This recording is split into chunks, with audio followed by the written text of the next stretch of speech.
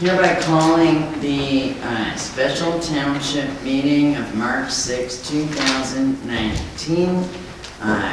Said meeting that was called by the township supervisor, Laura Morass, to order.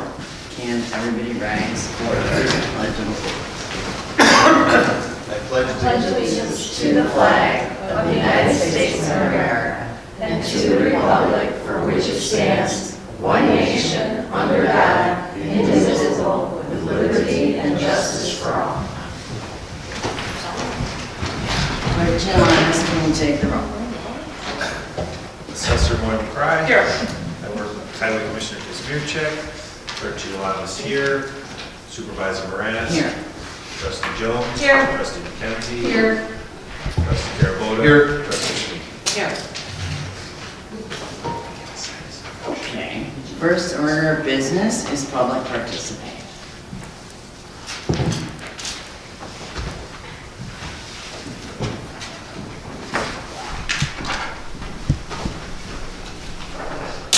Whoa.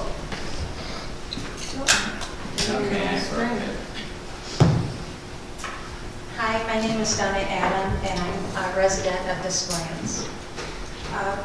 At the last meeting, I did kind of go out in a huff, and I apologize for that. It was hard for me after the discussion that we had to understand why that we had to postpone making a decision about abating the money that, because we have more than 2.5 times the average spending in the GA fund. I've been listening to the meetings, and I didn't know why we levied in the first place for money that we did not have. And now we've accumulated that money such that the state has a rule that we have to do something with it. And I researched to see what the possible ways, because if you have too much money, you got to do something with it. And I think that the right thing is not to pay off pensions or to find something else to do with the money. That I believe that you should rebate the money back to the residents that you took it from in the beginning.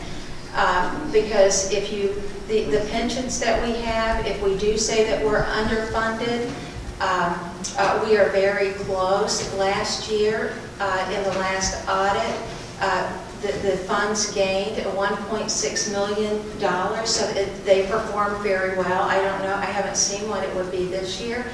But these are funds that will go out way, way into the future and provide for people. So if we have money now, I do not see why that we would have to do something with that money other than abate it back or give it to the give it back to the citizens. And I'll just say one other thing, that I started looking at the GA funds. I went back and I'm like, this looks like it's out of balance a little bit, that it's not working really well.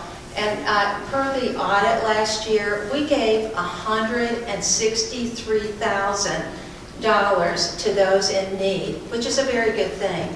We gave $163,000 from the township. But my common sense, I like to do things by common sense. And I started thinking to myself, how many people would it take to give away $163,000? And my common sense said maybe a person and maybe a part-time helper.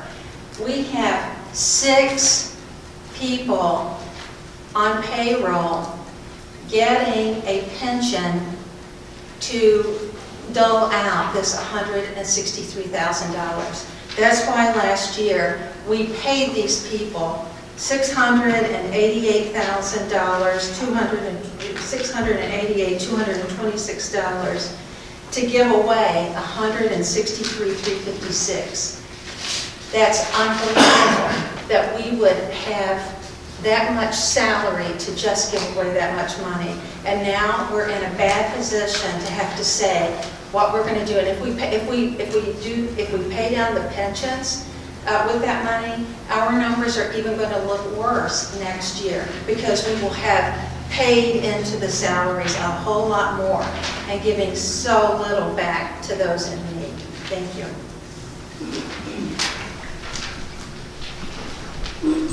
Anyone else?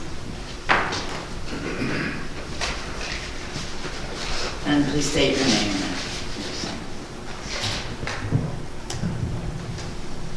My name is Victor. I live in Des Plaines. Thank you again. I came here. Can you give us your last name? Dula? Dula? Yeah, D-U-L-A. Thank you. I came here last week because this abatement thing is something that piqued my interest, and so I came again this week because of the special meeting. One thing, I was hoping that you guys were going to be voting in favor of that, and it ended up getting tabled. You know, I understand if you need to wait for some kind of expert or some kind of information or something like that, then maybe that's appropriate. The thing that didn't sit well with me on that, though, is the way the debate about it was shut down, because apparently the motion was to lay on the table, to table the motion. And with that motion, I actually looked it up in my old library discard copy of the 10th edition of Robert's Rules of Order. Now, I understand there's an 11th edition, so maybe something's changed, but I doubt this particular question has. So with the motion to lay on the table, which is to table the motion, right, you're not allowed to do debate. But the reason why is it's only if something, let's see, when something, quote, when something else of immediate urgency has arisen. And that's on page 201, lines 30 to 31 in my 10th edition copy of Robert's Rules, right? Nothing happened that was of immediate urgency that I could tell last week, right? But that motion allowed the debate to get shut down. And this was a debate I really wanted to hear because this is an issue I care about, right? The motion actually should have been instead the motion to postpone. One of the reasons why for that, and you know it's supposed to be a motion to postpone because you have a definite date in mind to resume the motion. If you already have a definite date in mind, there's nothing of immediate urgency, it has to be a motion to postpone, but the motion to postpone allows for debate of the motion itself, not the main motion, the motion to postpone. So I was kind of disappointed to have to be the one to kind of look this up based on a gut instinct, a hunch that something wasn't sitting right. And I'm just hoping that you guys can kind of do a better job of making sure that the debate takes place on the different motions as it's supposed to, rather than having it get shut down. I was really disappointed about that, and I didn't want to have to make an extra trip on this because a debate wasn't done. So I just wanted to bring that to your attention, and I hope stuff like that can kind of get tightened up. That's all I got. Thank you. Thank you.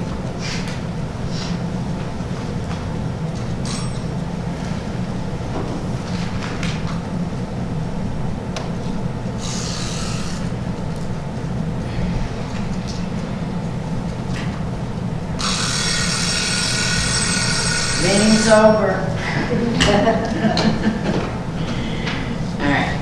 All right, first order of business, approval of the April 9th, 2019 annual town meeting agenda. A change that I wanted to pass on that, Laura. We had the one that was distributed, we had a sergeant of arms in there. Last year, we did not do a sergeant of arms. I think we're going to do the same this year, so we just pulled that out and have it revised. Everything else is the same.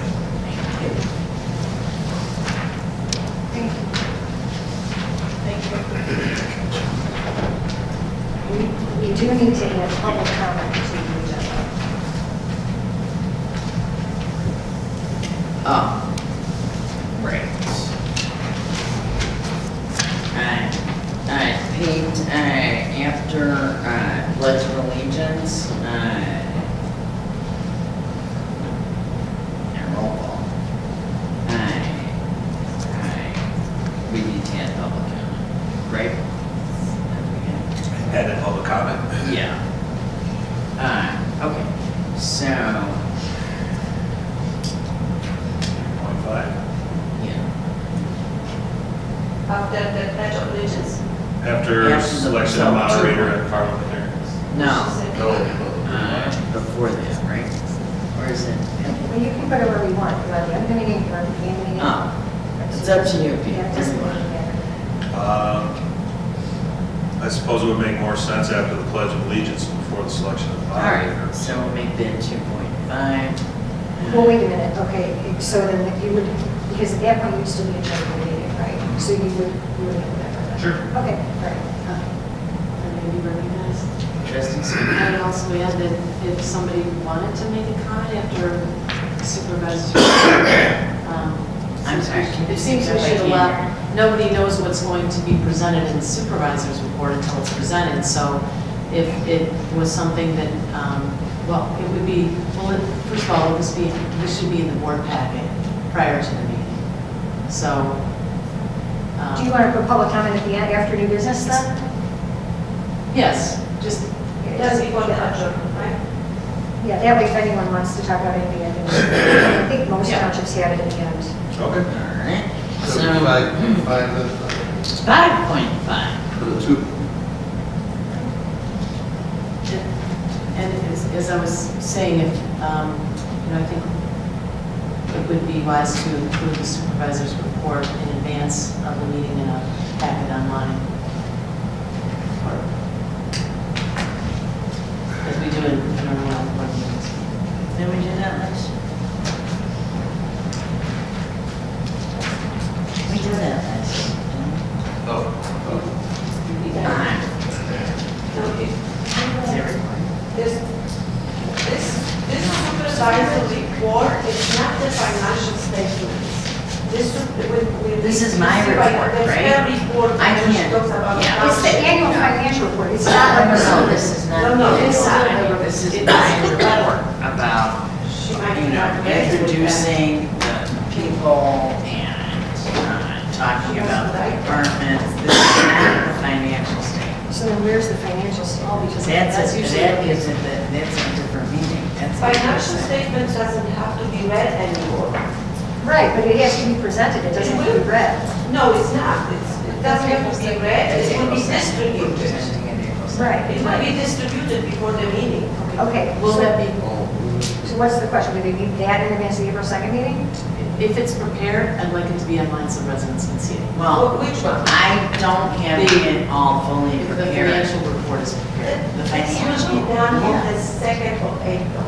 She will see Second this. That's a Yes. different Oh. meeting. Okay. The financial stuff, it's 2nd of April, Okay. 2nd, and then Right. after Laura reads it, we put it on the website. Right, and those are on the website. This And is, will be in your we have report. the meeting, So that'll be the, Susan. gotcha. The week before. Supervisor. That's not part of this meeting. Will be the week before. Okay. Oh, yes, yes. Okay. This So one that's- is just what Laura says about the township. How great they are. Yeah, how great. Gotcha. And gives Yes, out yes. anniversary. Understand. Thank you. This would. It's just confusing because it has the same name. That's Right, that's right. That's what I was Right. accustomed to calling it. Right, so, right. Maybe I'm confusing. So to be clear, supervisor's annual financial statement is April 2nd. It will be online, will be in your board packet. This one on the annual town meeting is a completely different thing and will be presented that evening. So I'm going to make a motion to adopt the annual town meeting agenda as amended, striking selection of sergeant at arms and adding a 5.5 for public comment. second. Having a motion and a second, is there any discussion? Hearing Just a none. question. The moderator and parliamentarian, will they be the same person? No. That one group, there's two people. Correct. Is it possible to get one? Or do we No. already have? And can we talk about who that is? Do we have somebody in mind? That is up to, I usually select somebody. I haven't really put too much effort into it as of yet, so yeah, we can talk about it if you'd like. I just wondered if you knew. so it's P. Parliamentary has always generally been our township attorney. Little Pass, bit, you know? No, I have 50 plans of meetings that night, so I have to figure Well, out. I mean, it's opposed to paying two people Take because it her. usually goes pretty quickly. The we have one. They donated back. I mean, it's, I mean, the $50. Or they could fix it at zero, it doesn't matter. Right. So, the moderator is picked by Pete. And then the electors. Well, the electors can vote on the moderator. Sure. Right, If whoever. somebody is nominated from the Right, floor, exactly. absolutely. And feel free, I think is what he's saying. Yeah, if you have Send him any suggestions, sure. ideas. But they should not, from my understanding, be the same person. Am I correct? The moderator and the parliamentarian. Right. Yeah, they're two different functions. All right. So, Clerk Gielamis, can you call the roll? Supervisor Morass? Yes. Trustee Jones? Yes. Trustee McKenzie? Yes. Trustee Carabelli? Yes. Trustee Sweeney? Yes. Okay. Next order of business is the personnel policy manual discussion and vote. Various amendments were sent to Attorney McCabe, who wrote a very well-reasoned, thought-out memo.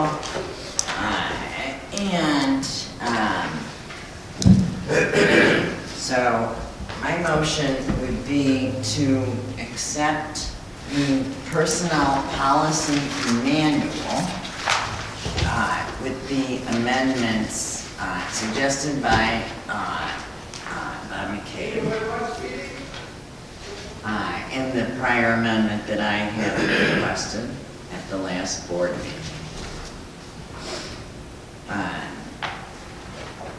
Is there a second? Second. Having a motion and a second, this is now open to discussion. Trustee Sweeney. If we can, I'd like to go through the changes that we talked about. So I'll be getting on page 7. I'm sorry to interrupt you, but so here's the thing. If, I think when Claire had made the amended motion to table at the last meeting, and correct me if I'm wrong, Claire, I thought that it was to get everything in, and I know you had sent it March 1st, everybody's bounced back, so I didn't get it until like Monday. You sent me an email that said it bounced back. So in any event, so if you want to go through 17, No, just the hang on, ones. if you want to go line by line through these amendments, then I would withdraw my objection to, having this done at this meeting, because we have enough to discuss, and to, move to postpone, table, whatever you want to call it, or either a special workshop or the March meeting, because otherwise, we're gonna have an hour of discussion on this. I think the March meeting would be, I mean, if we're inclined, I think that, as I told Bob, I'm in agreement with the vast majority of the changes. However, he inserted a law that some of them, require additional outlay of money. And so, I would like to take a vote on it tonight, and if we can, but that's with an idea that it's incorporated, Trustee Sweeney, I believe, almost all of your amendment. And I think the things that you are wanting to discuss are not so much legal as policy with respect to monetary amounts, for example. But So it's really up to the board, so I'm gonna call for a vote on my original motion, and, if that fails, then we can move it to, Well, let me make an additional comment. I'm sorry? Let me, if I can Sure. make an additional comment before we vote. I felt that I would be advocating my responsibility as a fiduciary and a trustee if we didn't look through what our policy decisions here, notwithstanding, and appreciating what Dana did as well as what Bob McCabe did as our attorney to look through this manual. But some of these things actually changed policy, and some of them he opened up back for discussion and said we should go back to the board to decide. So I view these things that I made changes on as board decisions, not decisions for editing and legal purposes, and not decisions for administration to make. I felt it would be an abdication of my responsibility, which is why I took it so thoroughly and went through, because I know that Dana had worked on it for, I don't know, she said 5 to 6 months. And, I took several hours to go through it, but I think even today, there were things that didn't actually get, that he opened up for discussion in his comments. Bob McCabe had done this. And as well, he neglected to include something that he said he was going to. I'm sorry, what did he Another neglect to issue. include? Well, that's why I wanted to go through it, page by page for the, No, I mean, for the 10 changes that were made or so. was there one thing he neglected to include? There was something, I had asked for background checks, and it's still in there as background, criminal background checks versus criminal background investigations. I'm not looking for an investigation for anybody to be hired. I'm It's the looking- same thing. Okay. Well, I did, that was up for discussion, so, there's other things, so I would have to go through these things individually, but I think it's very important, so I'm fine with deferring this if that's the preference, to a future meeting. If I also may, I did have communications with Attorney McCabe. I appreciate all of his help. He did mention in an email back to us this morning that there was a change that I was proposing, that he said that he would go along with. He saw what the concern was. It was an EEOC-related matter, and he proposed certain language on that one issue in the email of this morning, about 8:45 this morning. So I'd like to be able to also make sure that that's included in the manual as well. I think he didn't have any problem. According to the email, it says, fine either way. I might recommend that the language state the birth date is being obtained for the sole purpose of obtaining necessary background checks, including but not limited to criminal background checks. Right. So he agreed. Yeah, right. So that doesn't seem to need to discuss. As long as that, we make sure when we have the final draft that that's in there. Well, I think that's Is that what nice? my motion was, to adapt. His revisions. Right. I'd like to be able to see the final draft before voting. That's why I'd like to see it postponed as well, moving March date. Are you making a motion? Yeah, motion to postpone to the March date. Second. So having a motion to postpone, I seconded, is there discussion?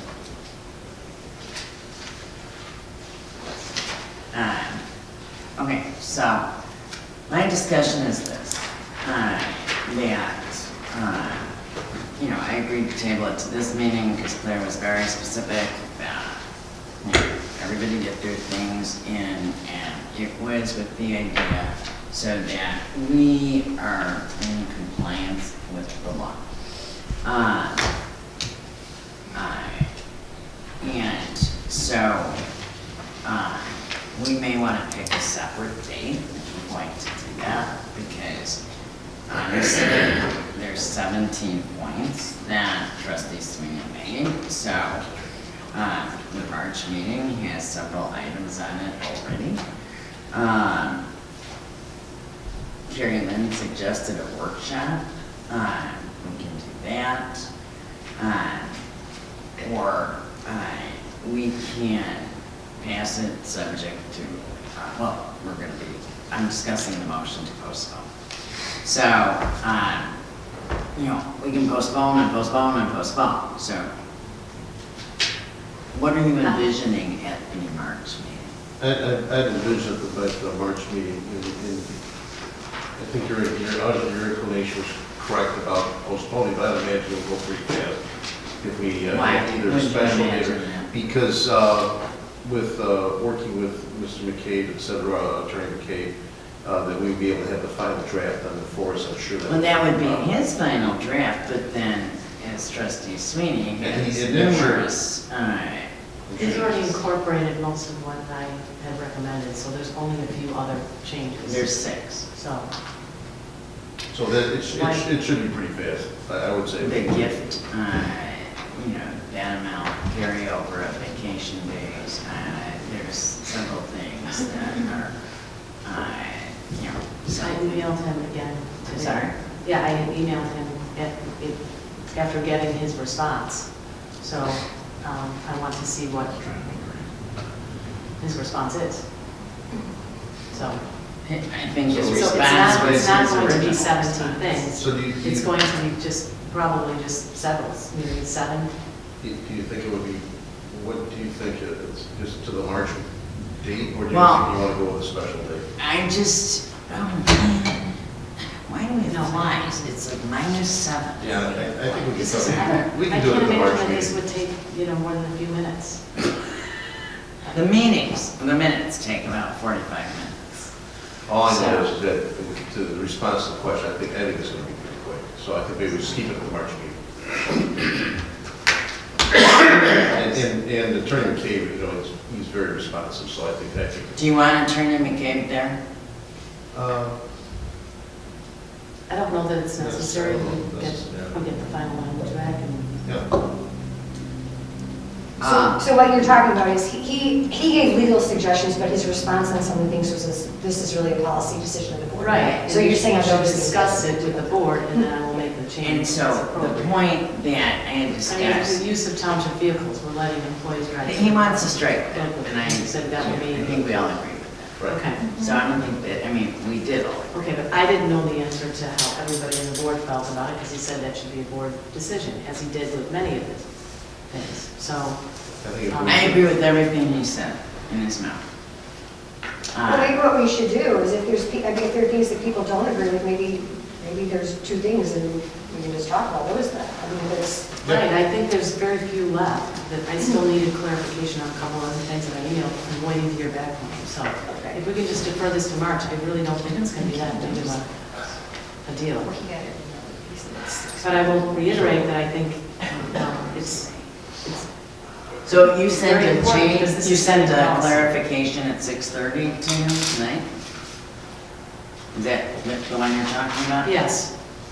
So I had thought that. that is sort of what I'm saying. When Claire made that motion to table, it was with the understanding everything would be in. So can we have a cutoff date?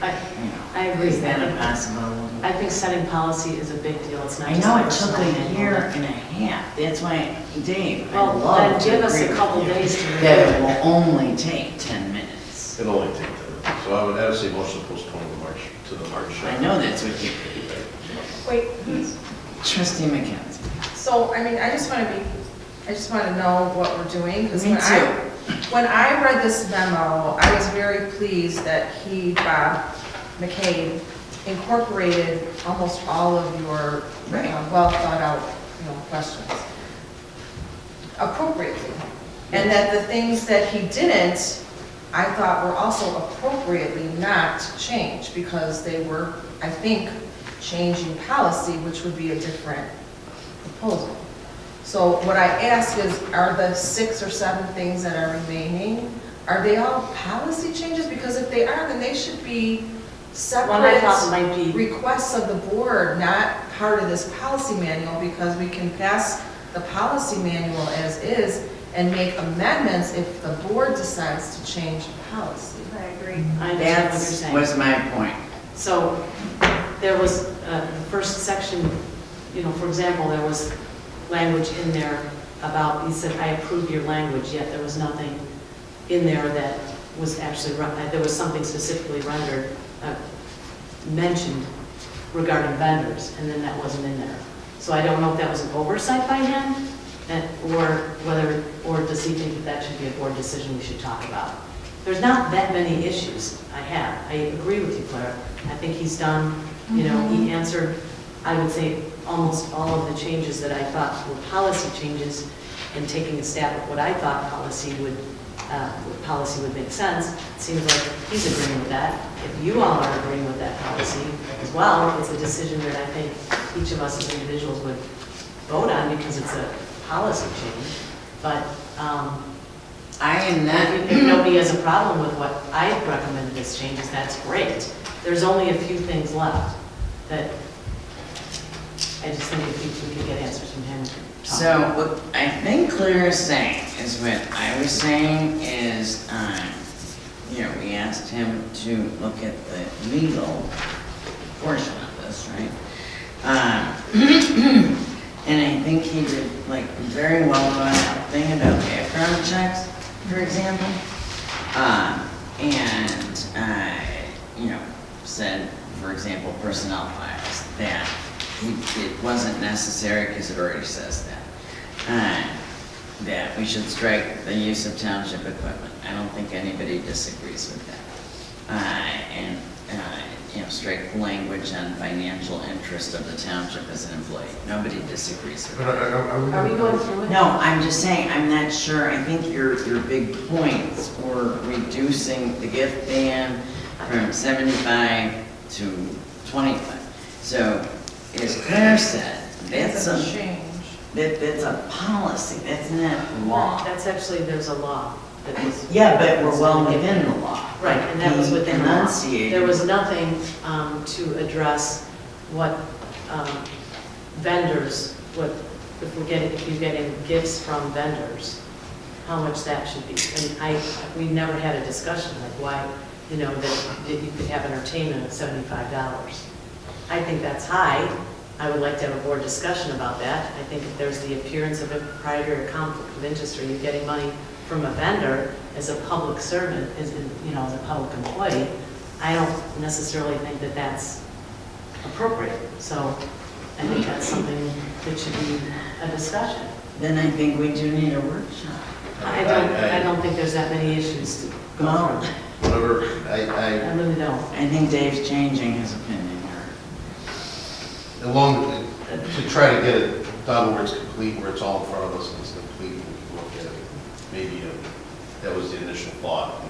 Maybe it was about to go. Okay, the other issue, since we're talking issues, but I'm just saying, No, that's it. salary increases, However- we should Nobody strike the word cares if shall. we added But bonuses. he said, right, but cost of living is still in there, and there's nothing to say that we're mandated to provide cost of living. It could be an increase in bonus, it could be a salary increase, but cost of living, it's directing people to, we give cost of living. Make your increases. change.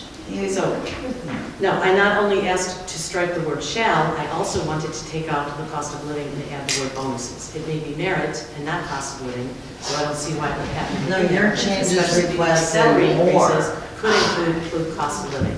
So the sentence that I asked for was, township may provide salary increases and or bonuses, Right. subject to Right. board approval. So if that sentence could be in there, that's great. But that's not exactly how he put that. He substituted the word shall and may, but he didn't, he took out shall and put in may as per my request, but then he still kept cost of living. So I don't know if that was an oversight by him, No. or if that was by Cost of design. living is a My different request form of him praise. was to put township may provide salary increases and or bonuses, subject to board approval. I just want to say, when you're writing policies as a general rule, and at least in my experience and my other job, you don't want to make them so tight that exceptions sometimes can't be made. Sometimes you actually hurt yourselves in the policy when you make them so tight. So I totally agree with you. perhaps that's why he And I left think- that out. He struck that because He he was making. I think my sentence actually broadens it. It doesn't say we have to give cost of living, it leaves that open. It says we may provide salary increases. Would you I don't think agree we should that, set up employees in a policy manual where we may or may not give that. And why not? I Give mean, that isn't instance. cost of living just another form of a salary increase? as his bonus. Both of It, them are. it falls under a equal. salary increase. Right. I don't view cost of living the same as a salary increase. What's wrong with what he No. said, the township may? I just asked for the sentence, township may provide salary increases and/or bonuses subject to board approval. If everybody's okay with that sentence, that would be great. That would be my It says preference. shall at its discretion. Now, and he- That's the same thing. No, shall mandates, and No, may it does not. says at its discretion, if you read further. He Shall agreed with at taking its out, he discretion. agreed with taking out shall and putting may. But why- Under, Because the word shall legally, We'll just do the workshop. Yeah. That is correct. We are now picking a date for a workshop. so I amend my motion for us, this to be postponed to the workshop date of, We have to vote on my motion first. Ryan would try to. Unless you would What was try- your yeah, motion? you I don't think that's an unnecessary expense, and Oh, I'd your rather motion add to it pass to it the as a meeting. postponement? But I think we should take a vote on whether to Yeah, have a yours is salary still- workshop. Your motion is pending first. Because the motion to postpone doesn't Yeah. So table. aren't we waiting for the salary report before we do the salary workshop? Yeah. I think we should take a vote on whether to have a salary workshop or not. I think that's an unnecessary Okay, it's extra totally expense. different. We're gonna, Well, can we? that's, we just, sorry, That's a no, not, go ahead. we're having a salary workshop because we want to go through these things. And I don't think there's that many to go through. But we I just went through- spent No, no, how no, many no. minutes on personal one policy, thing? personal No, we're not a policy person. workshop. She's talking about a separate thing. This is a salary different workshop. thing, yeah, we're talking about right now, just focus on the personnel policy I manual. thought this is what we were talking Yeah, about. but Right, Susan- that's what we're talking All right, about. So we Susan- need a date Workshop. for the workshop, so we can. First, let's take a vote on my motion to pass. Because you didn't table it, so it doesn't, I thought you did. I did. You did. that your motion to Yes, postpone. he made a motion. and I Which is the said- same, it's the same. And I This said- gentleman brought us a Okay, well, proposal. that's how they use it. Usually they say, when they say table here, they don't say lay on the table, they table, and they mean it to postpone it, right? Right. So yes, so that's not debatable what we've just been debating.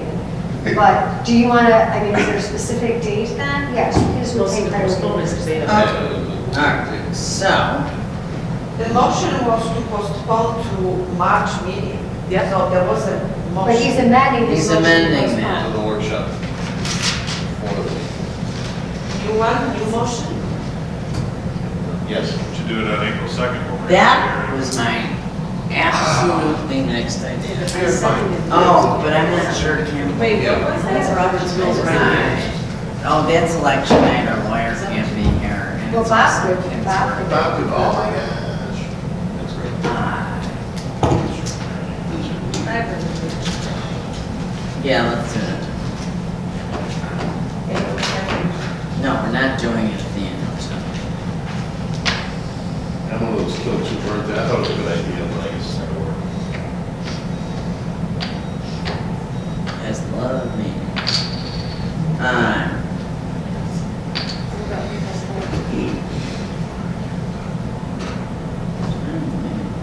Thursday, April 4th. Or Tuesday, April 16th.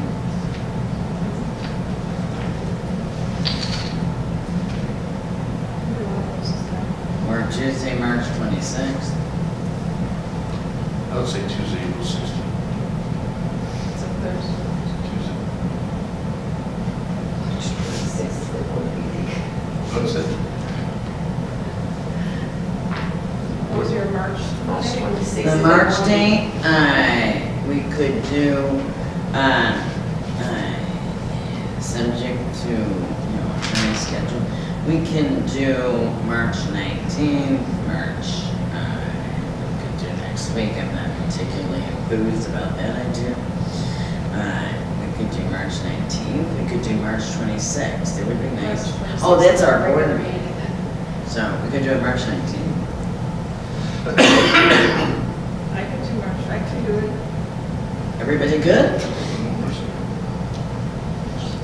And this is for the workshop on personnel.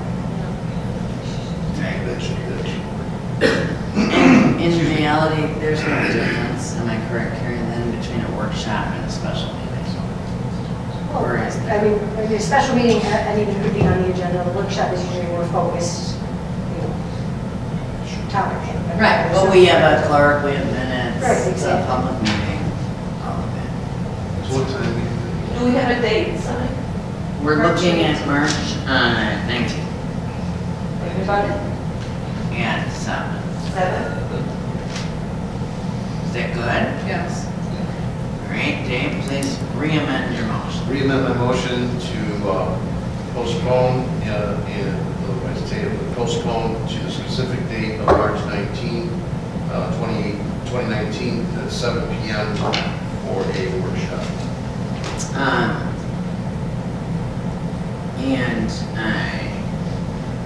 All right, I'm gonna second that, but I'd like to sort of re-amend with the provision that really any final changes, emails, whatever, may please be in by the previous Wednesday, March 13th, at the close of business. So that our attorney can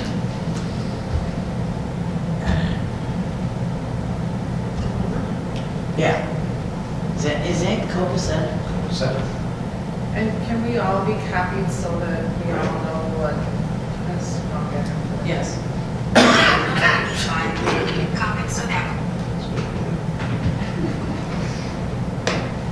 It's agreement. She said she did not understand. Sorry. Siri never understands. All right, so, will you just add that caveat on your I would motion? add that caveat onto my motion. All amendments, changes will be presented March 13th to everyone on the board, CC. Thank you. And I'll second that. You have a motion and a second, can you take the vote? Supervisor Moraz? Yes. Trustee Jones? Yes. Trustee McKenzie? Yes. Trustee Carabota? Yes. Trustee Sweeney? A reluctant yes. Did you say reluctantly? Yes. I thought this was your motion. No, I don't think we need an extra meeting, but I'm willing to go along with the Okay, so board. that. I wanted to, I seconded the.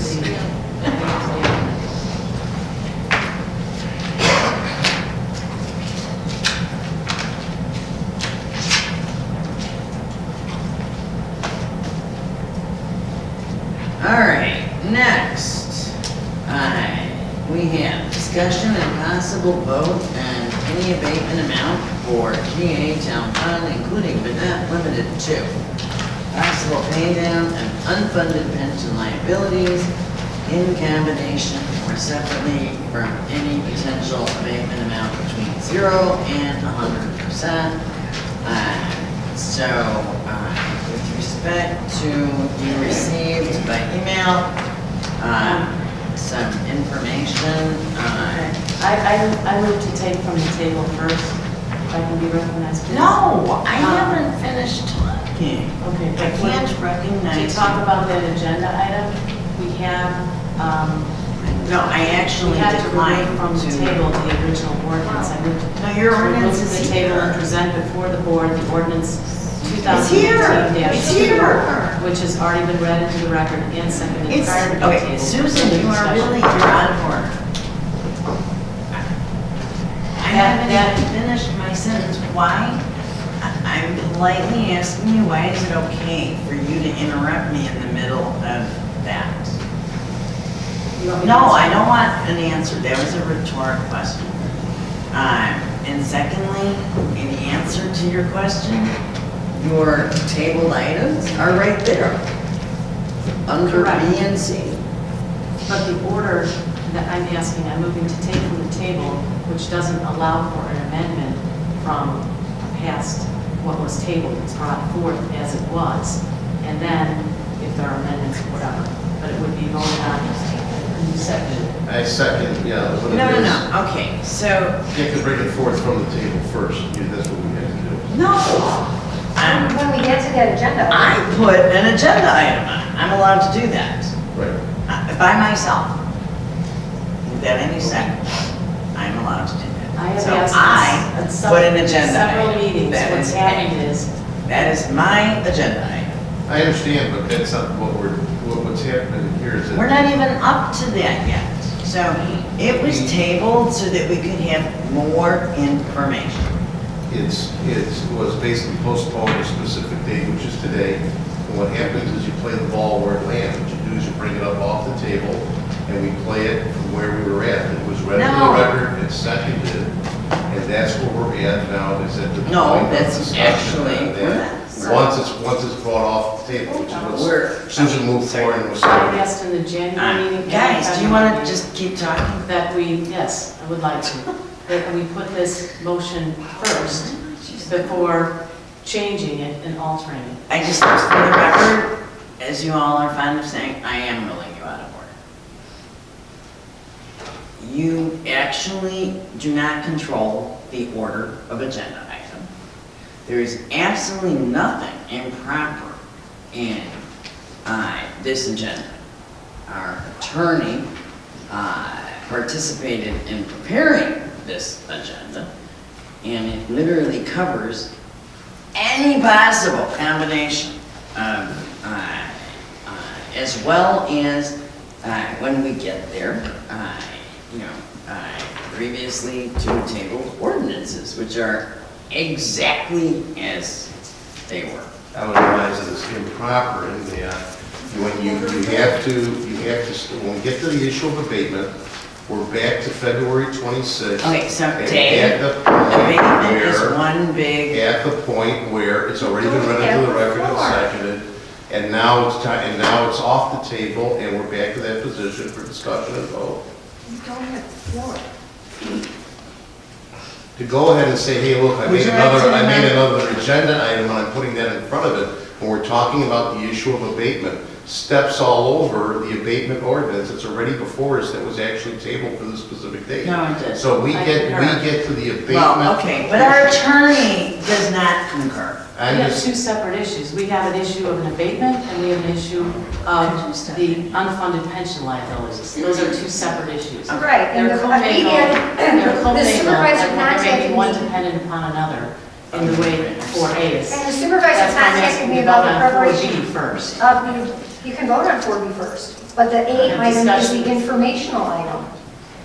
So And we put that that come first, up so you in can get the information before That might come voting. up in discussion. It'll come point up in number B. discussion, right? I mean, Right. because the issue is, if you vote on the tabled ordinance, and it's motioned in second, then discussion would ensue, and those things would be discussed under that. Under But the that vote would be ordinance. taken on the tabled ordinance. The reason we. And if it was amended, it was amended. I hear your opinion. But it would include, Well, they don't want to hear it, so. I know, that's why they don't want to hear. No, it. it would come Exactly, up that's and the point, you don't want to. I don't think it's fair that you say that, Attorney.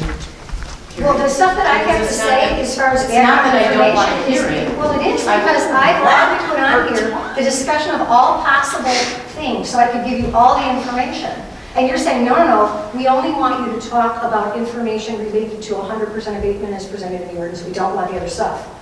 If I can't discuss the other stuff, all it says is possible pay down of unfunded pension liabilities in combination with any potential abatement amount between 0 and 100%. I would just like to give information to that, which I think would be very helpful to the public and the board before taking a vote on one of the proposed ordinances. That would be part of the, wouldn't that be part of the discussion though of the ordinance that was tabled and now brought back forward? Not necessarily, because there's one, that was addressing one specific thing. There's nothing in that ordinance that talks about potential pay down of pension liability. which I believe was brought up by a public participant at the last board meeting. Trustee Jones, I don't know who raised their hand first because I wasn't looking, so. All right, Trustee McKenzie. I just want to say that I'm the one who asked questions about this, and it's important to me to get the answers, and we waited to this meeting for our attorney to be here in order to do so.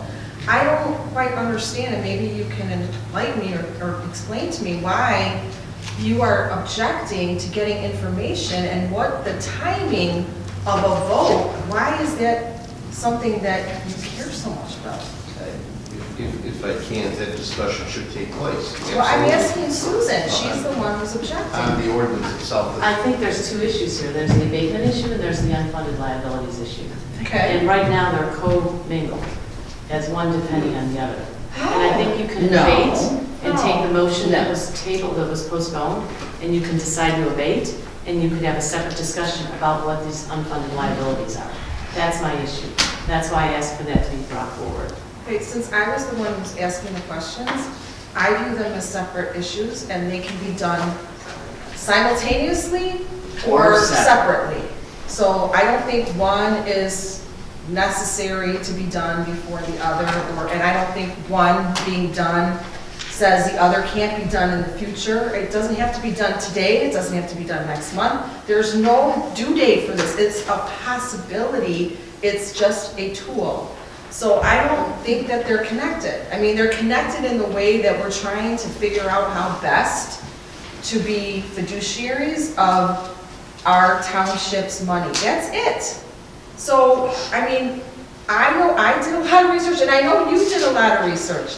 And I have been asking Carrie Lynn questions, and I know she's gone to our auditor, and I know you've gone to our auditor. I have gone to actuaries, I have gone to fund managers, I've gone to Carrie Lynn, I've gone to Laura. I've gotten information about what Chris has said through you and through Carrie Lynn. I wanted to hear it from the horse's mouth. Sorry for saying that, but. No, that was exactly right. I can appreciate that, Claire, but I don't want to take any of that away. But I you don't are, disagree. because you No, don't because that would come up in discussion. Please, That's about- please, just for once, just listen. Please, just listen and allow us to listen. Allow us to get the information. If you could please just be quiet and listen one time. That's really, No. that's really. That's not No, That's it's really- not. She asked me a question, I answered. We are consent. here, excuse me, She I asked me am to answer. speaking. One time, just Claire asked one Susan a time. question, Point of Susan order. We are answered. having a meeting. Point of here. order. Number four. All right, guys, this is, again, I don't, I'm gonna repeat something Claire said the last meeting. This is crazy. I It's have high not blood all or pressure. nothing. I'm sorry. I have high blood pressure because of this. You and me both, I just took my medicine. Me too. It's not all or nothing, now or never. We put it for this meeting. Let's hear from her. Thank you. There's no one saying not to. Yeah, Not one I person never It's said saying not, that. this is, there's no. Ever. I never said that. You I don't want are, to you hear are it. miss, I I never said said we that. can't, it's part of the discussion. So did I. Based on the You're ordinance that's I'm- read okay. on the record I'm that's running before the us meeting. now. And I stand on my statement, we'll just be That's fine. having a discussion on the ordinance that was tabled at the last day. Okay. And that would include the input from our attorney. No, because if it only had those two ordinances, we wouldn't be free to Sure. amend and vote how we. Discussion is not confined to the actual language. No, It's vote. It is in a special Vote. meeting. In a special meeting, it is. Vote. not- It is, in a special meeting. We brought it up at the general meeting, No. right? And then it was tabled, it wasn't tabled. So no, you're missing my point. The point being, if there was some option in between that people other than the two of you, after hearing from the experts, wanted to avail themselves of on behalf of the residents, somewhere between 0 and 100, there has to be a mechanism for that to happen. So that literally covers any combination of possibilities separately, together. It does not remove your tabled ordinance at all. There's no prejudice. You're making a mountain out of a molehill, and it isn't something as part of the discussion on the tabled ordinance. It's part of a discussion on something I had questions on, Claire had questions on, Kim had questions on, Donna and Anna had comment on. So why you want to prevent this is, No, I'm not. well, you we've are. literally now spent 10 minutes that You Karen. literally spent 10 minutes putting words in my mouth that don't exist. I never said not to have the discussion, Well, then but let's when we have have the in front of us the discussion. ordinance, we have the discussion. It's the ordinance that was tabled, it was read into the record Okay, table. so when you're the second table, so supervisor, it's- you can run it that way. I'm saying that's what the rules call for, and I stand on that respectfully. But you've been corrected by the attorney. Okay, so, that is not been done. So now I am going to turn over to Karen. You know, this board sometimes is divided, right? I think, though, that there are a lot of things that you have in common, and I would like to actually focus on those tonight, because I think when you all ran for office, you ran on a position that things need to change in the township and there needs to be property tax relief. So there are a lot of reformers in the state who have specific agendas that they're trying to work on, and there's several components of that. One is property tax relief. The other thing, so you all agree on that, I think. The other thing you all agree on is transparency and accountability. The other thing you all agree on, when it comes specifically to the township, is that we need to rein in expenditures for GA, as pointed out by one of your members of the public today. And that's not a new issue. We've heard that before, and the board is very sensitive to that and working on it. And you've had two members of the public come forward today and both say, hey, you know, we're really interested in abatement and property tax relief. What are you going to do about it? And if the rest of your population would have shown up and all your voters are here, they'd say exactly the same thing, because you're not going to have anyone show up here who's going to say, hey, keep doing what you're doing. It's working out great for us. Spend, spend, spend. It's a new day, and I'm very sensitive to that. And what I was tasked with trying to do, understanding those things about that you actually unite this board, was to try to come up with a way that the township could accomplish several things. The central point of which is either getting the taxpayers the best bang for their buck, putting money back in the pockets of the taxpayers, or not taking additional money out of the pockets of the taxpayers. So along those lines, I want to give you some facts. The first is that, okay, I wanted to know what the equalized assessed valuation of the township was, and the assessor accommodated in getting that information right before the meeting. And the EAV, and what this means is this is the dollar value of all of the properties in the township, and this is as of for the tax year 2017, which is the most recent information we have. So this was as of June. So it's $4,383,189,144. And the reason why that number is critical is when we talk about an abatement, what we're talking about, it's not a rebate. It's not giving money back to the taxpayers that has already been taken out of their pockets. It's that the township was kind of in a crunch time in December before when it adopted the levy. So you needed to adopt a levy. The levy kind of tells the county clerk, this is the money we want to run the township. And back then, we said, hey, you know, there are a bunch of different nuances. You need to get something on file in December. Let's figure out what the umbrella of that will be, and then we'll do an abatement later. An abatement is an official notification to the county of how much we're going to reduce that. We don't really need what we said we wanted. We had to get something on file. And so really tonight what people want to figure out is how much do we want to reduce that by? Now, just for informational purposes, I've gotten some tax bills so I could do some calculations, and I think these numbers are important for the public to hear. When you look at an average tax bill for Maine Township, and I'm going to go by generalities based on $100,000 worth of EAV. So if your house is worth $100,000, these are the taxes you would pay. If it's 200 or 300, then you would multiply that number by 2 or 3 or 5 or whatever the value of your house is. The township's tax bill for the entire tax bill for the township that someone would pay in EAV is $37 per $100,000 of EAV, okay? So of that, $7.50 goes to GA, okay? Now, just for comparison with some other taxing bodies, when you look at, for example, the city of Des Plaines, if you live in Des Plaines, theirs is $247,000 or $247 per $100,000 of EAV.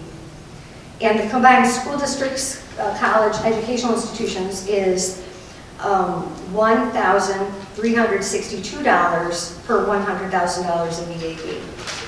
The only taxing body that is less than, pardon me, did I misstate that? No, I just said, no, that's right. Oh, I just said, there's your money.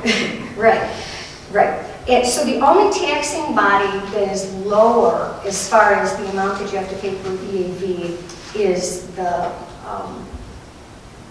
mosquito abatement district, which charges only $2 per EAV. Now, I teach classes on like some of the problems we have in Illinois with having a number of taxing bodies that we have in governmental consolidation. That's really kind of a different topic.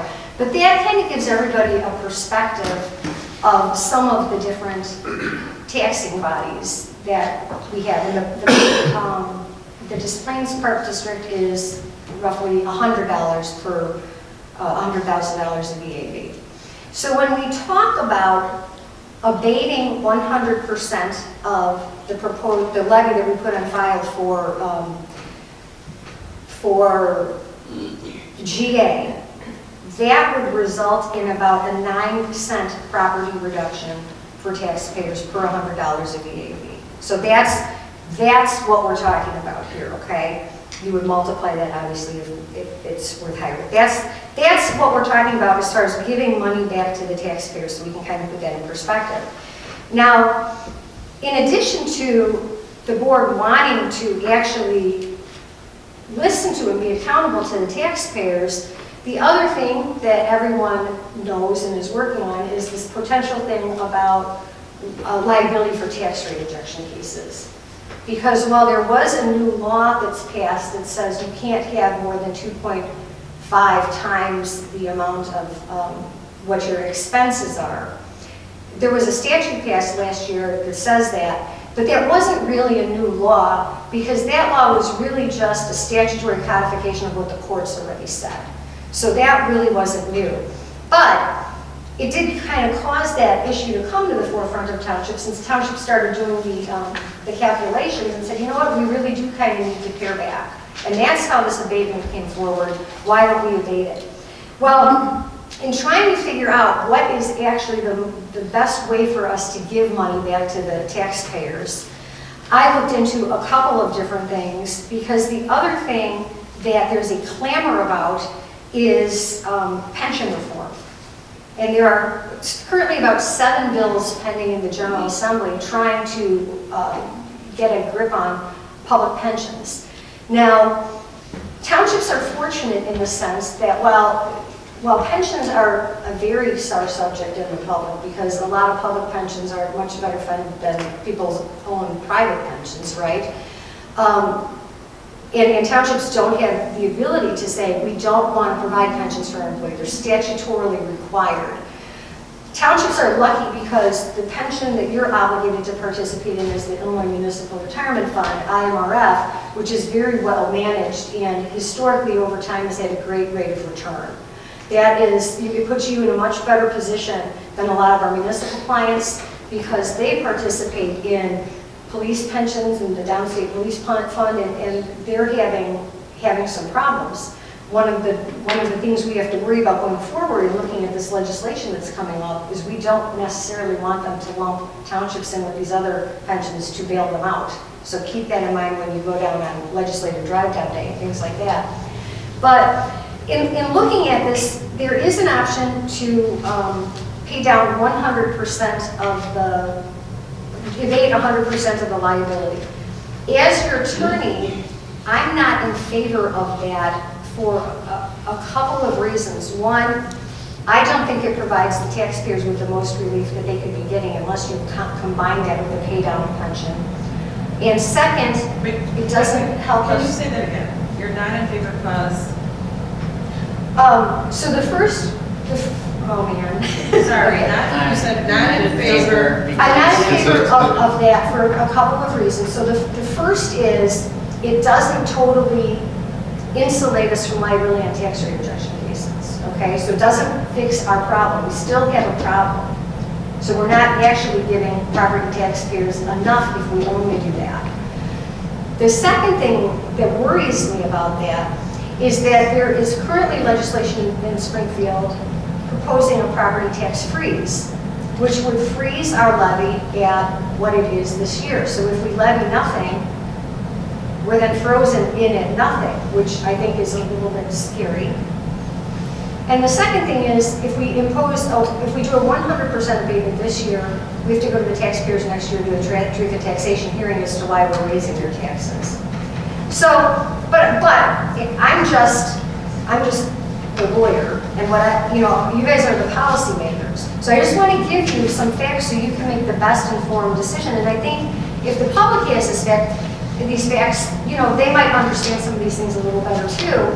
And Trustee McKenzie's correct. She mentioned earlier that right now we are under a timeline to pass an abatement ordinance before April 1st. And everybody wants to do that. They want to take action on that tonight, and I think you should. And I greatly thank the board for deferring to my schedule. I couldn't be here on election night.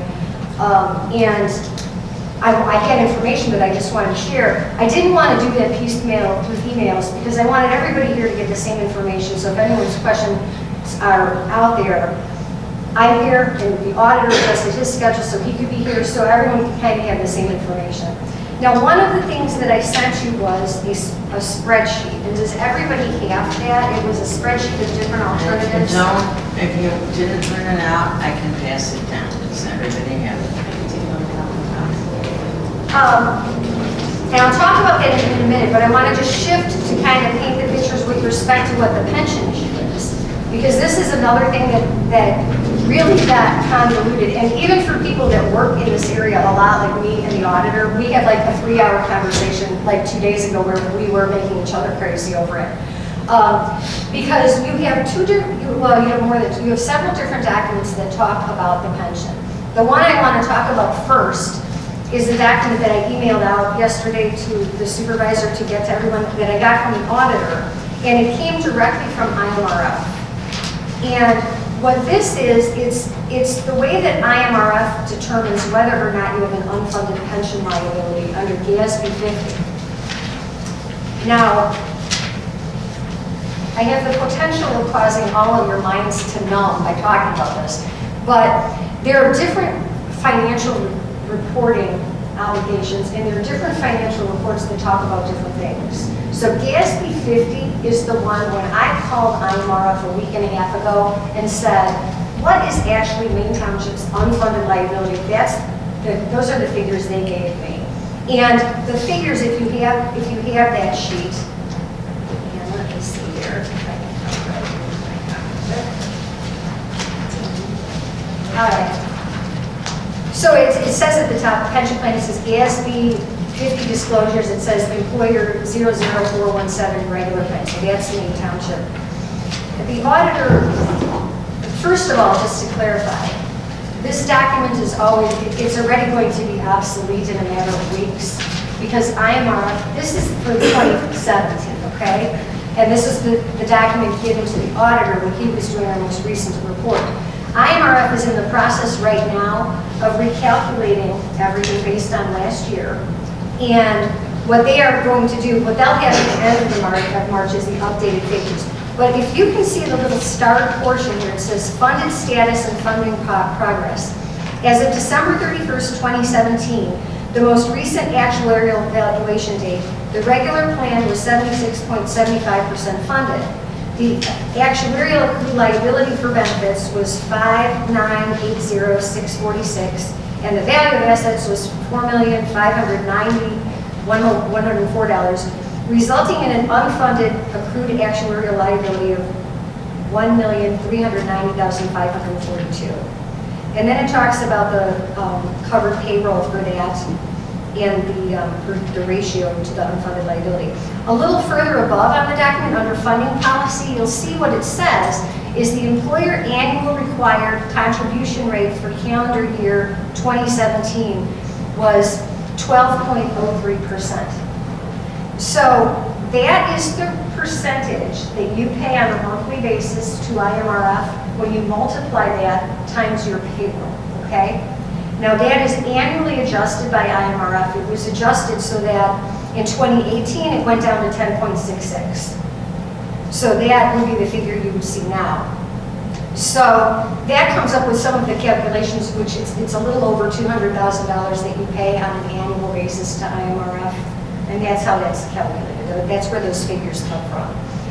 So I have a lot of clients that are really concerned. They've kind of picked up on the stuff in the media about the unfunded pension liability, and they don't want to keep pushing that off on future generations, to the extent that I have one client that's so concerned about their pension liability that they're considering issuing bonds today to defray that future pension cost. So that's what kind of got me thinking about this, because one of the issues is, if you pay a percent, if you do a pay down of your unfunded liability, how much would that, if you pay down the money you have in the bank right now, that would solve a couple of problems. It would solve some of the problems with the tax rate objections. It would also solve the issue, well, it would also then save taxpayers, instead of getting just their 9 cents back, you would be saving them the future cost of paying down the pension over the 30 years. But this is where the conversation gets really, really confusing, okay? Because the way that I explain it, well, first of all, it's probably, if I draw an analogy to a mortgage, you would understand, right?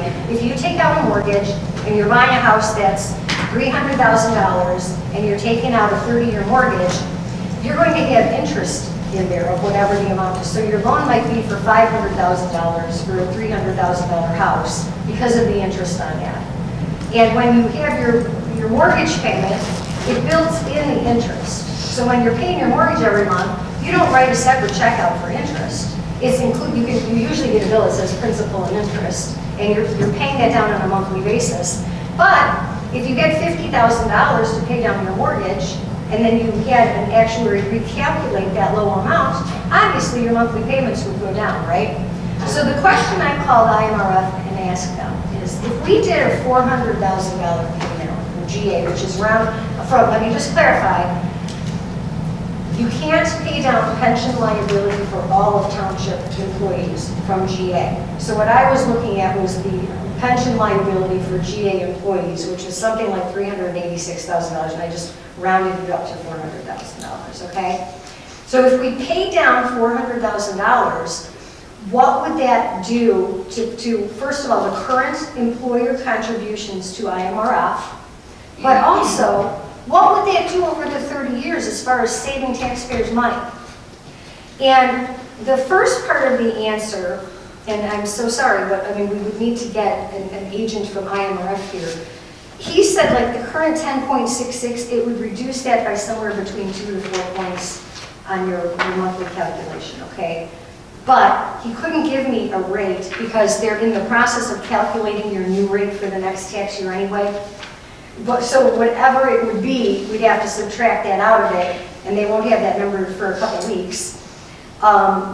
So that we would have to take that and multiply it by your payroll, and that's how we would determine, like, what does that mean now? Like, would we reduce it from 246,000 to, you know, whatever, 210,000, or what would it be? We'd have to do that calculation.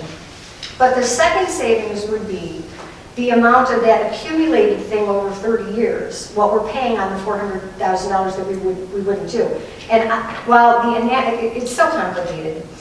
While the analogy that I gave you about mortgage kind of helps people understand it, it's not a true apples to apples comparison, because IMRF doesn't use what's used as an interest rate.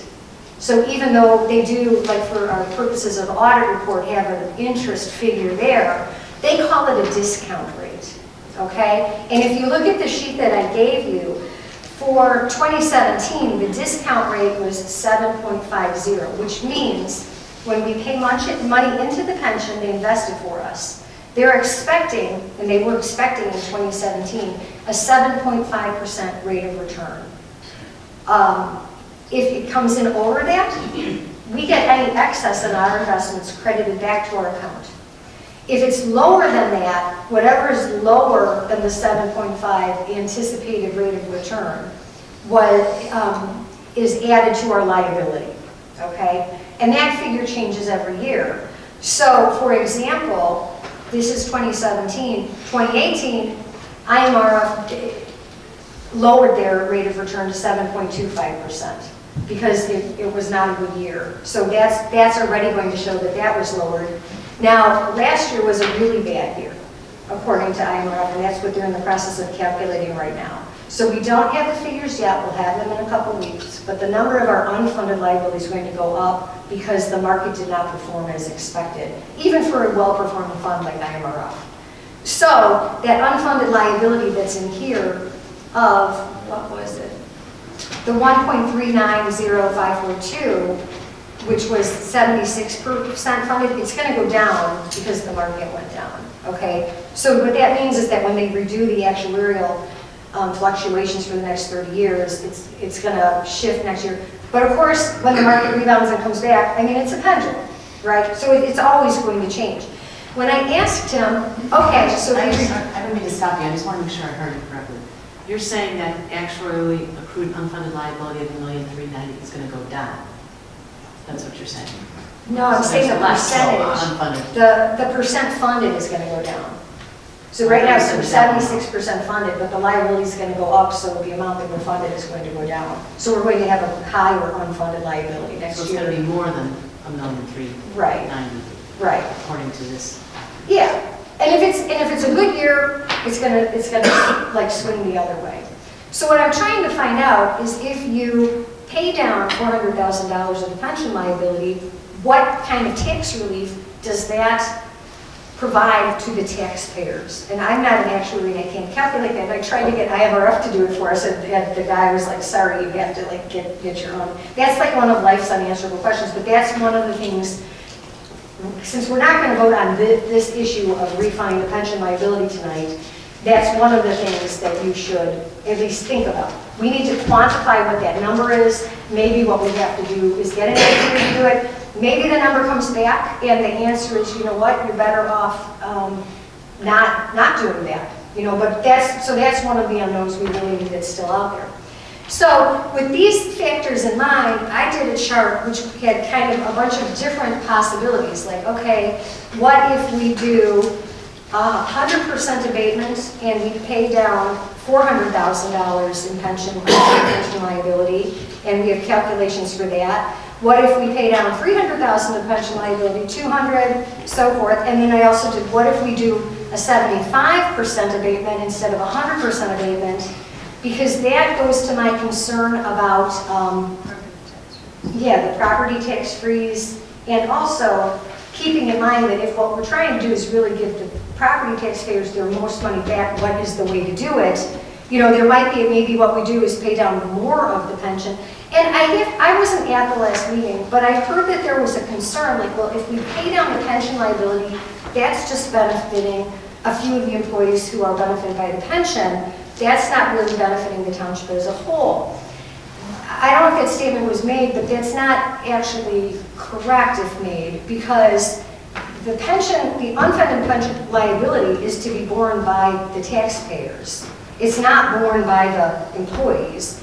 Now, if we don't like that law, we need to go to Springfield and get it changed, and I think that's why there are so many property tax, like pension laws pending right now, because the state is really trying to figure out what to do with that exactly.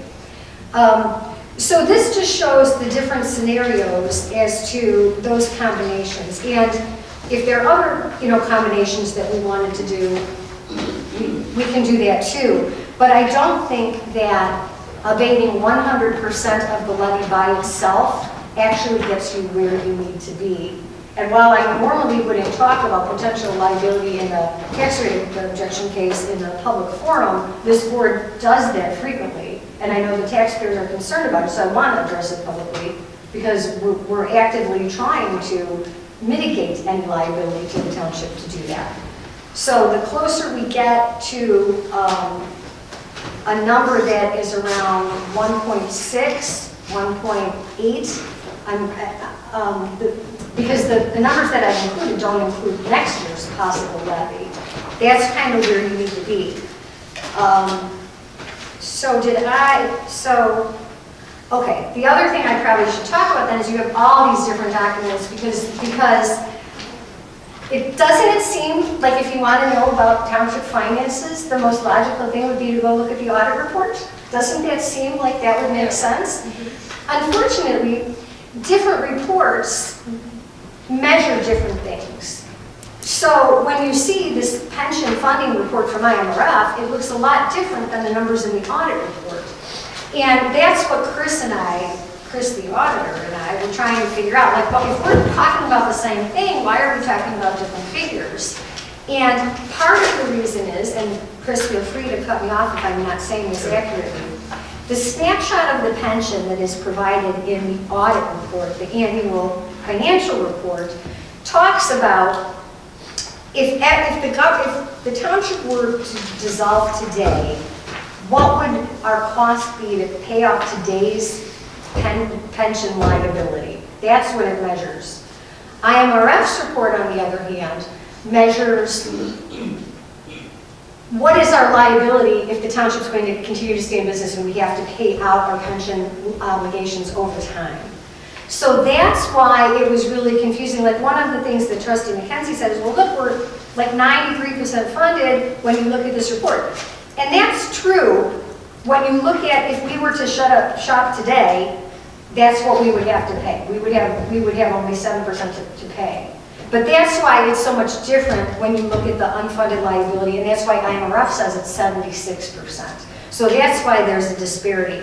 So then when you look here at interest, it says in the audit report, well, there's $881,000 in interest on the pension funds. Again, we did not write a check for $881,000 for interest on the pension funds last year, because that amount is built into that 30 years amortized over time, and as part of the actuarial calculation. So is that amount built into our monthly payments? But it fluctuates based on that discount rate, because it's not called an interest rate. Yeah, I mean, so there's the fund performance thing that's built into there. And that's why, like, if we pay down the $400,000, we would be saving the taxpayers money over time, and it should be another ingredient that's like thrown into your considerations when you're kind of evaluating all these things. So that's my short overview of really complicated, things, and based on that, you have several different choices to make. You have the choice about how much, everyone wants to do an abatement ordinance tonight. You just have to figure out what the amount is. And we can't do the pension tonight because, I think we need some more definitive numbers on that, but I wanted to at least be able to start that dialogue. So that's the information that I wanted everybody to have. So when you're considering these things, you're considering several different, all the factors, and everybody is considering the same things, and the public has the same information then as the board. So thank you for letting me say this before just discussing the abatement ordinance, because I wanted to just do kind of a global overview. And can you review, you said you don't recommend the 100% for a variety of reasons. So my understanding was that, if you can just reiterate, with those reasons, I believe when you and I spoke, you had mentioned something, okay, so if you did 100% GA abatement, okay, the taxpayer might get abated a penny, right? But 2 years down the road, if you paid down, if you did 50% and paid down unfunded liability, it would actually be 100. And do you remember? Well, right. Or approximately. But those are the figures we need to get from the actuary, because what I'm saying is, it sounds really good to say, hey, we're going to reduce our levy to 0, and we're not going to seek any money from the taxpayers, but that's why I just wanted to point out what the effective reduction would be so we would be abating the entire levy, which is $853,926. And when you divide that into the overall $4 billion EAV and then calculate it out, that's how you get to the 9 cents figure. Right. Right, and also, you know, I mean, just for my personal property taxes, which I did bring, you know, my portion for general assistance, for 2017 was $18. It was 0.021 of the total tax rate. And it had actually gone down from 2016, which was $24.70. We compared, you know, everybody's on the board, with some of the people, as Carrie Lynn had discussed, and most people were hovering at about $8. I guess my point is, was one of the questions that you're able to answer, what's the effect, negative effect, on 100% abatement on the look-back provision in terms of next year's?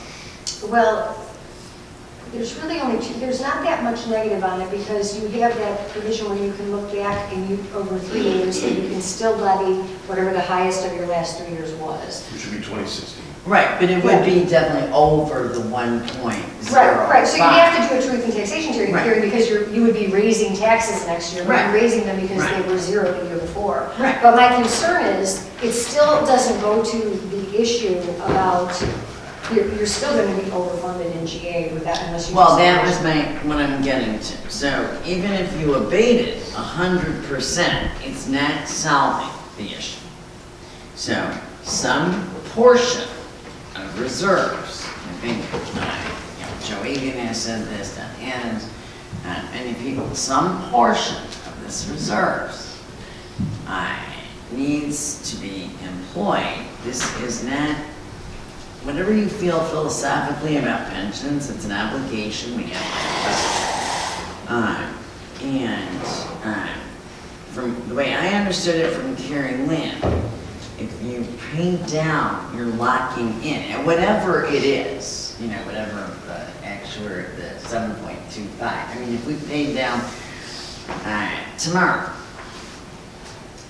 7.25. Okay, that's, 7.25 is what their discount rate Right. is, okay? What we so- call interest. Right, so we would have to be, we would have a lower amount of unfunded liability. Correct. We would have $400,000 more in our investments earning a rate of return to offset against that for us. And we would also have, Be in compliance with the it would GA. reduce our monthly rate. It would reduce our, that 10.66 for this year that was to 12.06. Whatever our rate is that they're calculating right now, it would reduce that by a couple points. So it would actually reduce our expenditures on an annual basis effective immediately. Exactly. So it would actually reduce the sort of out of whack ratio. Am I correct? I don't want to put words in your mouth. The out of whack ratio that, you know, some people have been complaining about, you know, administrative costs versus whatever, you know, the out of whack GA Well, ratio. I know what you're saying, but I think that probably the board doesn't want to increase spending in GA, but it would, and I don't think you mean to word it that way, but it would come Right. across that way. What you're trying No, to say is that it would, because we're paying off a debt that we have. Right. We're eliminating the cost of that, we're putting into an investment which would get a rate of return for the taxpayers, and we would be lowering our liability on a tax return basis. Right. So this is really a reform way to go.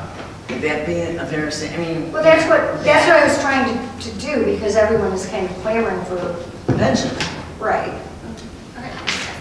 Trustee Jones. I'm a little, okay, so, the one thing we can agree on is an abatement, we just don't know the amount. But am I understanding this correctly? It is tied to how much we decide to pay down the pension fund, if we decide to do that, but we don't have that information because we need an actuary. Thank you, to determine that number, right?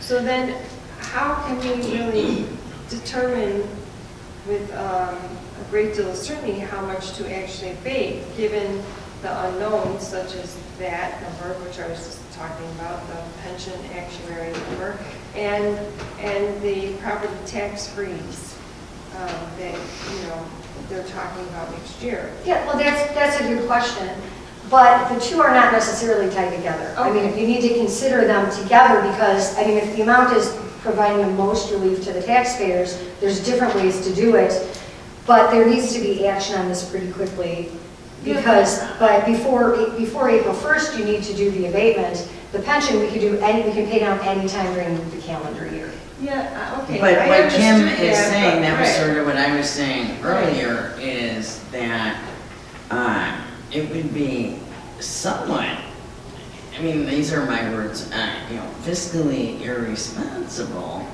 to pay down 100%, abate 100% if A, it's not solving the problem that we started out about the reserves, which it isn't, and B, if ultimately, in the long run, it saves the taxpayer less. Right. So they are a bit tied together, but I guess my question to follow up on Kim's is why do we need our own actuarial? Doesn't IMRF, I think we need IMRF to help. They won't think we need an actuary.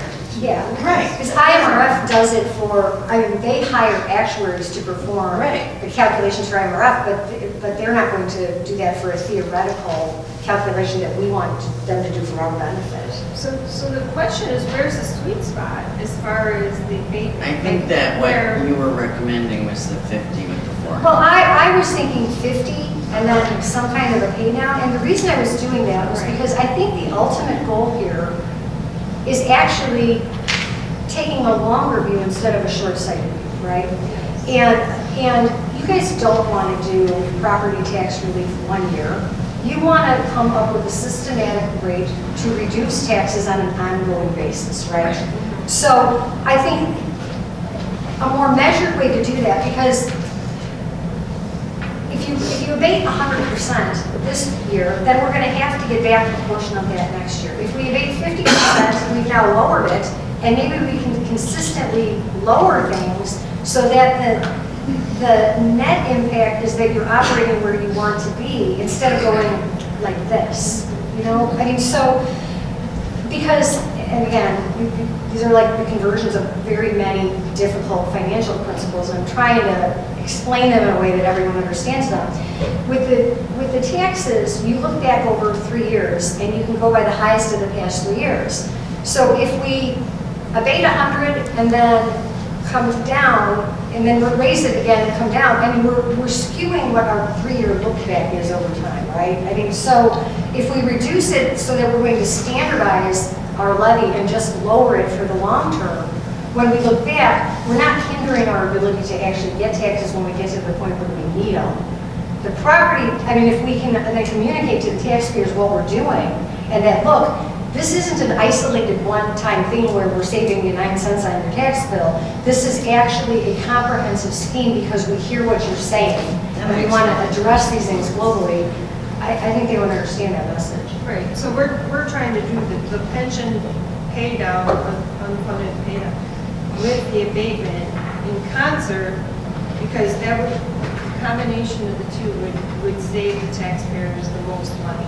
Well, that's what I was thinking. And then, once you do Over this long term. Over the Right, long term. right, and then the other And then thing we is, wouldn't have such wild fluctuation. Right. and we're not just talking about GA, I mean, Yearly levy. we are right now, but the other thing you might want to end up deciding that on your unfunded pension liability for your, for town fund and road fund, you might want to do it too. I mean, because you might end up being able to save them that also.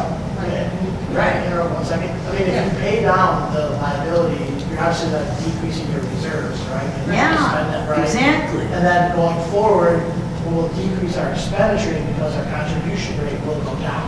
Right.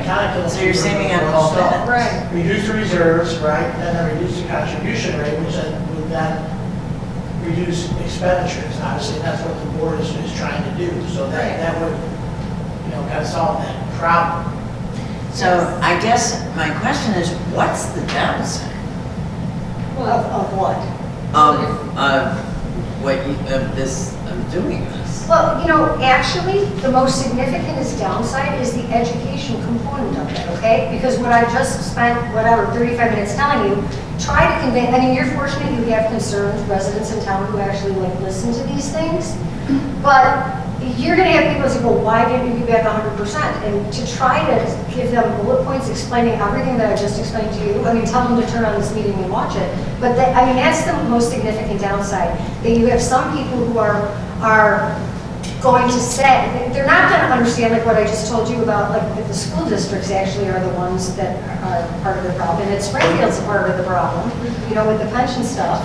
That when you actually look at this stuff, the other thing we have to do is we have to educate people about the cuts you are making in your expenditures for GA.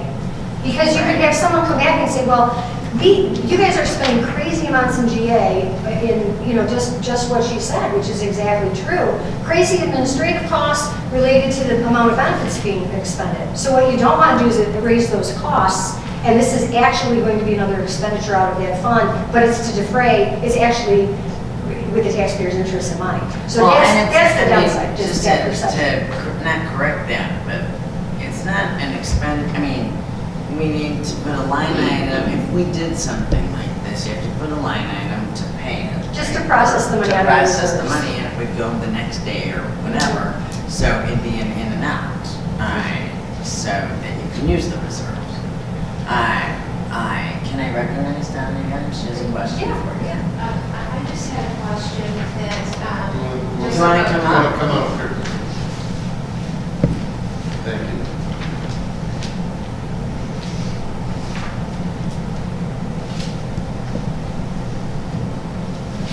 I did follow what you said about I did follow what you said about the amount of the pension liability really being a different number than what was in the financial statements, and that pension liability at the end of 2017 was 1.390. And I did say last time that I thought that this difference was going to go up as well, because that it wasn't performing. I heard that the IMRF had lowered what they thought that the earnings were going to be on the funds. So I haven't seen the numbers, but I'm expecting that number to go higher without even seeing anything. But also, if when we just throw out a number, I would think that because we do fund accounting and things are separated and they have to be separated, that if that pension liability right now, if we were going to do this today, if the pension liability was 1.390, we would have, and we're going to do a pay down of that, we would have to take the percentage of the GA's expenses. And no, because we could have not gotten to a $400,000 number if you did that, because I'm guessing that GA is about 15% of total salaries or something. No, what we did, and Denise tried to IMR, so what we did is, what you have to do it by is if everybody, the unfunded liability is if everybody retired tomorrow, okay, who's in GA. So that was 383 or something like that. So rounded it up to 400,000. And the way it works then is that, so shock timer F, if there was a pay down, and it could be for both township and GA, our bookkeeping applies it to GA. So in other words, township won't be paying, GA's portion, you won't be, the taxpayers. Do you see what I'm saying? Like it's. Yeah, but I think that it's the exact amount that it would be. Well, maybe not exact, a little rounded up. Well, and the other thing is, that let's say that the amount, so what you're saying is, well, we can't, the amount attributable to the GA people is $383,000. We can only use GA funds for the GA employees. Well, actually, I thought it was a lot. I'm guessing that at 17, if I said that all the people in GA were 17% of salary, I think it's even lower, but I just used that number because that if we took what GA's portion of that 1.3 million would be 221,000. But we have that, we just finished our budget meetings. We Yeah, have the I actual think we have older GA financials. employees Right. than our other average employees. Right. So it's a kind of different It's a- because it's based on when they invest in their Exactly. pensions. Oh, so we have that data. We Oh, got we have that, the it was like exact number. $383,000. Right. So, That's what I'm saying, it's not a guess, like, we have that number, which is why it was such a, you know, and can we apply it to those people specifically Yes. over at IMRF? yes, Wow. yes, Because that's why, they yes. maintain it, so they can maintain it. That's why I couldn't understand why you thought it was a bad idea. Wouldn't that be unfavorable to all the other people? If you could, Unfavorable to whom? to the other employees, if you're applying it to just GA employees? It doesn't affect the employee at all. No, it's putting, we're paying down our unfunded liability for our pool of that, but we're paying down the GA funds for the GA employees, and then town fund will go for the town employees or whatever. Right, we could do it also for, you know, when we had first talked about this. But IMRF doesn't have for each person, this is what you Right. have, and it's just for each person. That's It's a pool of ours, funds. it's an accrual, right, it's an ongoing in and out, right? Is that where the comments were coming from about how it's benefiting just a few employees instead of the township in general? I mean, Actually, no, because I'm thinking if we're not abating back to because the GA fund is overfunded, and we have to do something about it, that, you know, your options are to do something like try to pay it off. And actually, you know, I'm neutral about that, and I think that it is right that communication and education is you know, the important thing for the taxpayer, because if it's a liability, it's a liability that has to at some point get funded, and you can argue whether that would be today or, you know, the taxpayers of the future, and that we should push it off to the future generation. You know, no, my point is that that would be benefit, that if we try to only do that and not do an abatement, that you're not. No, that was serving never the our taxpayer. Yeah, no, that's a good point. Yeah, but I don't know if anyone's considering no bid. No. We just need to I figure out how thought much. we had made it clear that we were all in agreement on an abatement. Right. It was the amount and the effect on, you know, the look back for next year, because we want to get you the highest bang for your buck. So next year, you know, it really would be great to employ the look back, because then you're getting the commercial, you know, all the commercial places that are going to be on the payroll, on the tax rolls, are going to be on now in 2019. So as Carrie Lynn said to me, if you spread it out amongst a bigger pool, obviously the residential taxpayer will go down. So it's sort of a longer term view. Instead of giving you back 9 cents, you know, giving you back 100 in 2 years is from at least all my analysis. Yeah, I mean, we would need to get those are the figures we need the actual. Right, and I think Trustee McKenzie, oh, I'm sorry, did you? Oh, no, that was it. I was just thinking of the GA's portion, if we had a way of breaking that We out. absolutely do, we did, and So is this helpful? I hope, because this information is because I just. really was a little surprised. I didn't, you know, typically, you know, fiscally minded people like to pay down unfunded Right. liabilities, so I didn't see the downside. I know that you had talked about, There's arguments back and forth. Yeah, Right, yeah. I think there's confusing right, information on it. Trustee McKenzie had her hand first. So I don't want to be a Debbie Downer and point out a downside, but as much as I am a forward thinker, conservative, and I also look to the future, and if I could pay down my mortgage, I did, and all of that, but those are my dollars for my asset. And I'm making the decision on whether or not I'm going to sacrifice today for tomorrow or not. I feel like right now with the surplus in GA, now I'm looking at, we have money that we've taxed taxpayers for current expenses, not for 30 years from now when maybe we have to pay down unfunded liability. We have a going concern here. You know, the amount in the GASB 50, that is if we have, or in the audit report, is if we have to pay off our mortgage or our pension liability right now. And looking around and looking at our fiscal, our financial statements, we don't have to do that.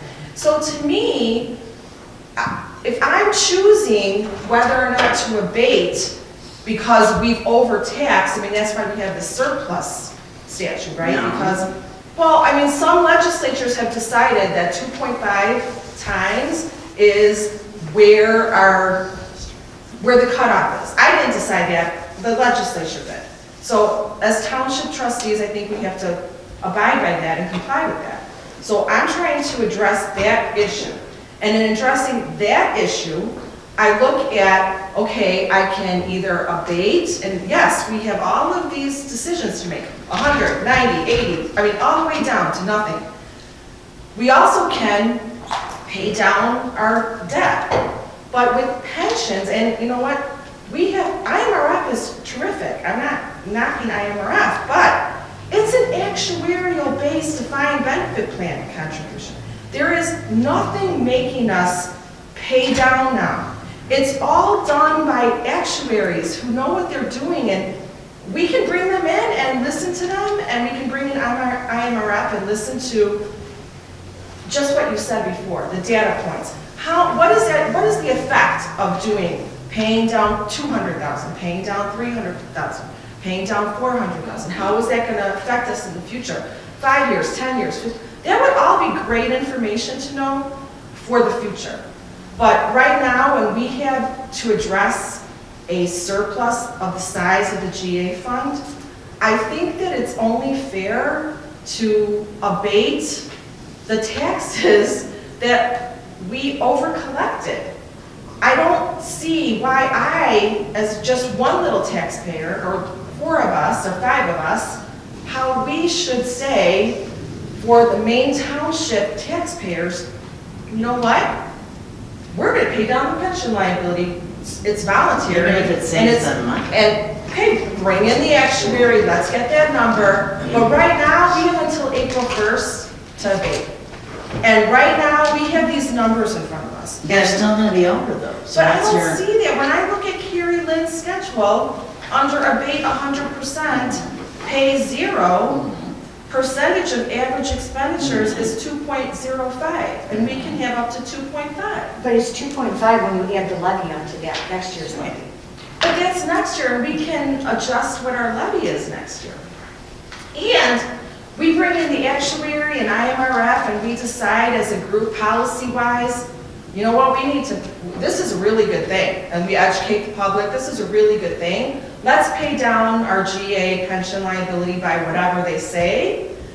Great, then we bring it down some more. But tonight, before April 1st, we have to do this abatement. I really think that we need to address right now what we have and why?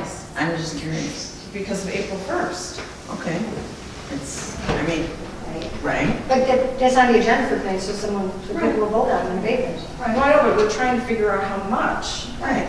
So I'm asking you, if it doesn't solve the problem, which I was told it doesn't solve the problem. Wait, but I'm looking at the column and it's 2.05. I mean, I understand your point about next year, but right That's one part, now, right? It's, it would solve the problem. Am I right, Carrie Lynn? you had told me it wouldn't. Well, no, it won't. No, Right.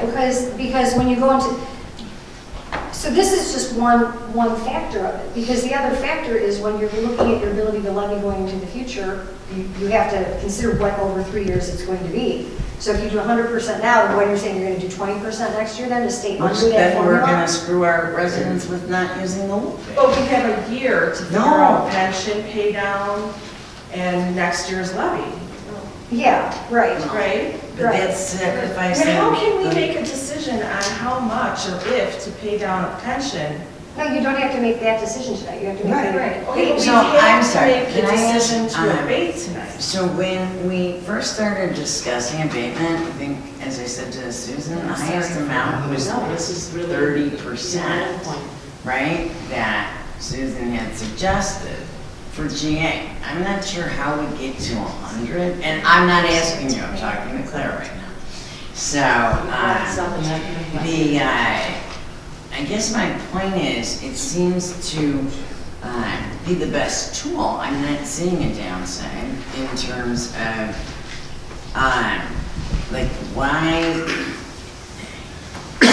Like subject the residents to that swing? Like, okay, great. Is the 9-cent credit on their tax bill going to be more Right. effective than a 5-cent credit? Right, only in December to then we're raising it back to this, amount so We that, didn't Can I cause ask that. the question that pertains to this count? What is the CHS? Because I thought that was the reserve amount. But it What stays document are you looking at? on your chart. Oh, Because, that's the cash on hand, I'm sorry, that was the cash on hand at the end of the fiscal year. So that's the bottom. that is the reserve. That is the reserve. So, no, that would be, right, the cash on hand at the end of the fiscal year after. So Chris, I asked you if you had any kind of an that's why estimate it's over. at the end of, It's the cash in. Chris, Yeah. and does that jive with what we expect? Because in the amended budget, we forecasted that there would be 2.7 million in GA reserves. And I don't know where you got that. From page 8 of the amended budget. Well, but see, No, again, you're but spinning two there's a different fund- And things. you're there's a looking balance. and comparing, right. Like, When you say you don't know where I got it. The 2,621,729, you see that at the 100%? CHS end of, cash end of 2019. That's our 22818 cash amount from the audit report. That's what I started with. So that's that. And balance, because it was 2.4, was what the 228, 2.4 is road and bridge. the 228.18 audit. 22818 audit, GA was 2,621,729. Road and bridge was 2,469. So, Page 12.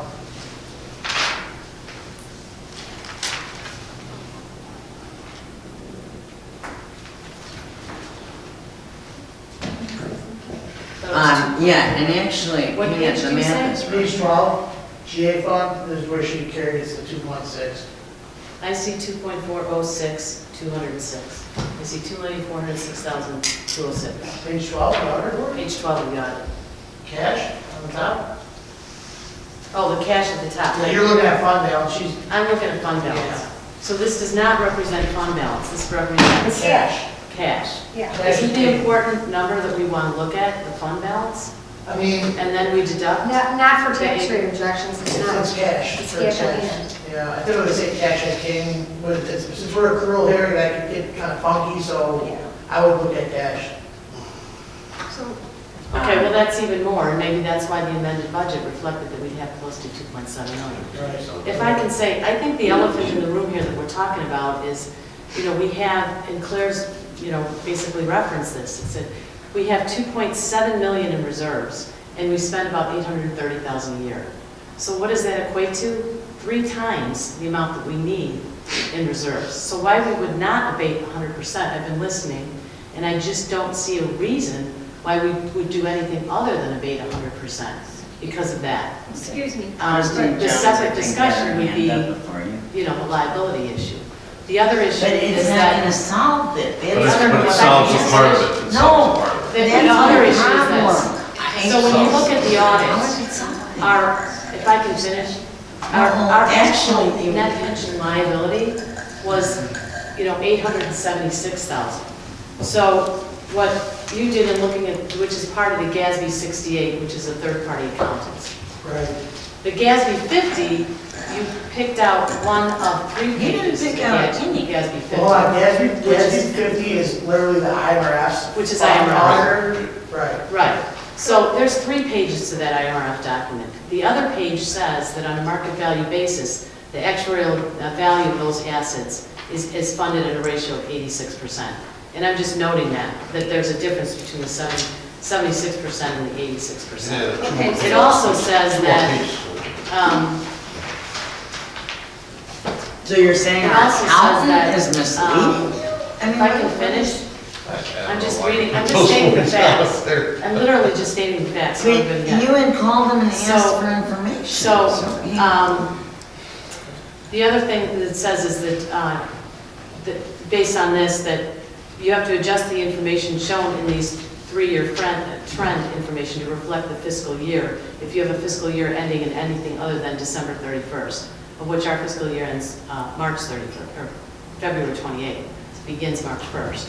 So that might have an effect. And I guess what I'm saying is, I see a difference between what was shown in the audit as both, our unfunded liability, and also what was provided in the GASB 68, which shows that we have $11,817,233 for total pension liability, and our net position is $10,940,000. So that's how you get to we have 93% funded. And we have the amount, we have it out to pay for 60 years, 65 plus years. But that's what I was saying, that talks about if everybody retired today.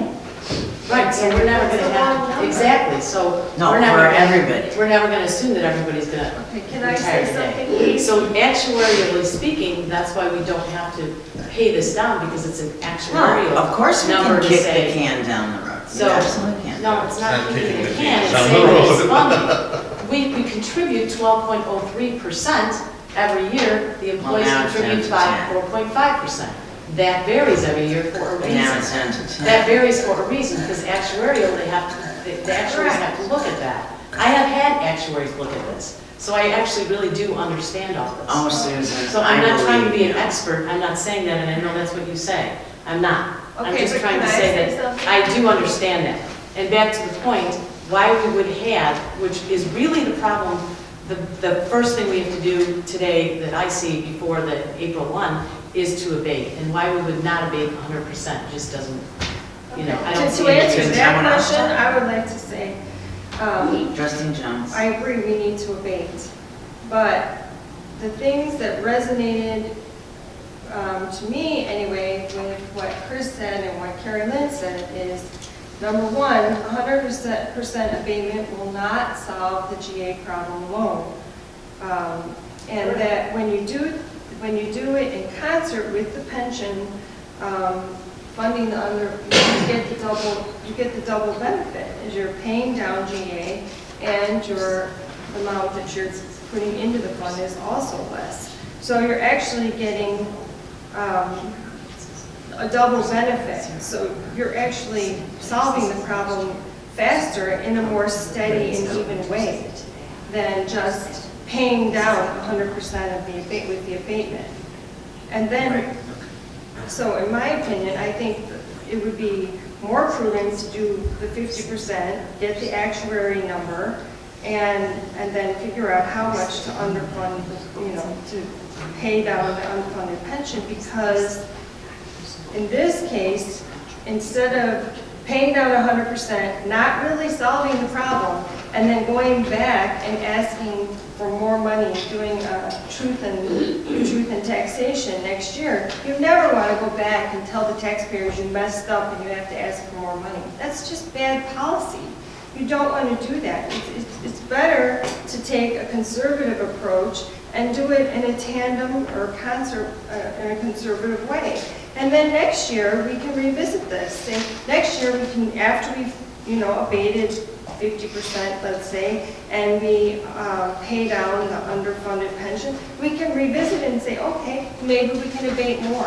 Now that we know where we are a year later and how much the GA has gone down, how much the payments into GA have come in, and how much we're paying. To me, that seems more like a more conservative approach. And over the next couple of years, it's less, there's potential for less harm for the taxpayers in the long run, because we won't have to, hopefully, go back with the truth and taxation, asking them for more money because we took too much, because we didn't actually do the right thing. So. May I be recognized? Does that make sense, Chris? Am I articulating that properly? I'm not done. Am I articulating that? I mean, I have to be careful with how my feelings are kind of impartial to, you're never gonna get a pension 100% funded, right? You gotta find a good percentage to fund, right? Because you're talking about the market, right? The market can go back up, right? So the market goes back up, your pension liability therefore will go down, right? So you're talking with a shift. Do I think it's smart to fund the pension liability? Yes, I mean, I just did a little research here too. I mean, just talking back here too, good pensions are about 80% funded, right? So, I mean, that doesn't mean you can't go above it or below it. And I do have other municipalities that do, and some board members are scared with the pension crisis to start funding more just in case it gets worse, right? Like Carrie said, there are even school districts thinking of what they can do. Now, they have TRS, which is a totally different pension plan, but how they can kind of maybe increase their ratio just to be safe and feel better, right? So I think the board, if they do want to do something with the pensions, to find that ratio that they think would be funded. I mean, I don't necessarily agree with funding it 100%, but if you could, like right now, we're in the 70s, to get it to a point where if you guys would like to do that, where, everyone would feel comfortable with that ratio. And yes, it would, then therefore decrease our reserves, which is a problem. And then obviously, there's the contribution rate that would lower, but I think sometimes the contribution rate to, eventually that kind of catches each other up, but it would reduce expenditures as well. And another point that I meant to tell the board before, because public bodies are concerned about this, some have been aggressively trying to pay down their unfunded liability, increase their reserves in IMRF, because IMRF is at a really good rate of return. And then if you ever decide that you've overpaid too much or there's too much in there, IMRF allows you to make a withdrawal back of those funds also. So if for some reason you decide that, but they're viewing IMRF as a pretty sound investment tool. So it's been used that way also. And again, a couple of people that have taken money back out of it. Well, wait, okay. I know Mr. Egan, he had his hand up at the same time, Trustee Sweeney, so you guys want to fight it out? Thank you. Thank you, Joe.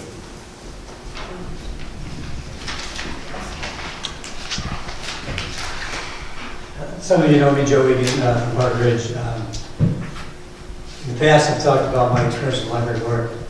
One thing I haven't talked about is for the last 8 years, I've been on the pension board for the Park Ridge firefighters.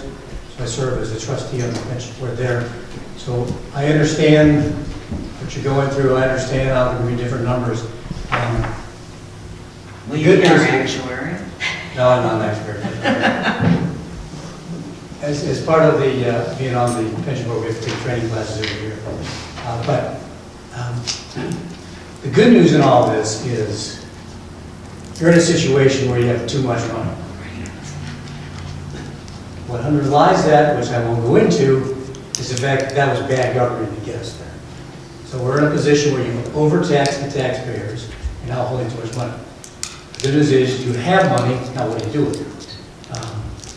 And I've heard a lot of numbers thrown around, I don't have them all, but the abatement seems like seems to be some consensus on that.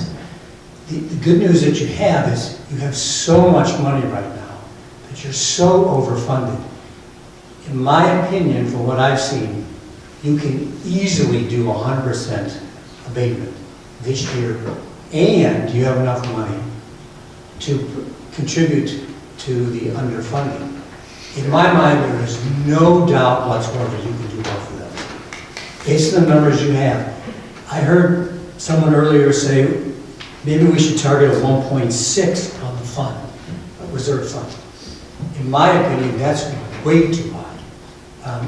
On the library board, we target 0.5 of that.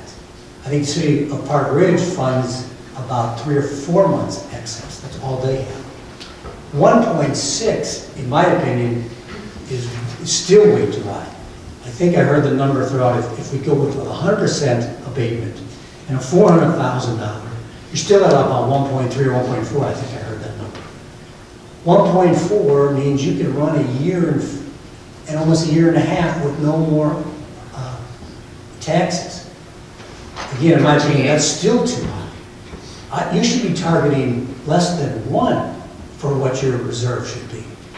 And that is sufficient. You have the ability to tax. You're a taxing body. You also have that 3-year look back. If you go to 0 this year on abatement, you still have 2 other years to pick from, which is more than the money you currently spend. So I don't, to me, this debate is very straightforward. So can I ask you a question? Sure. So,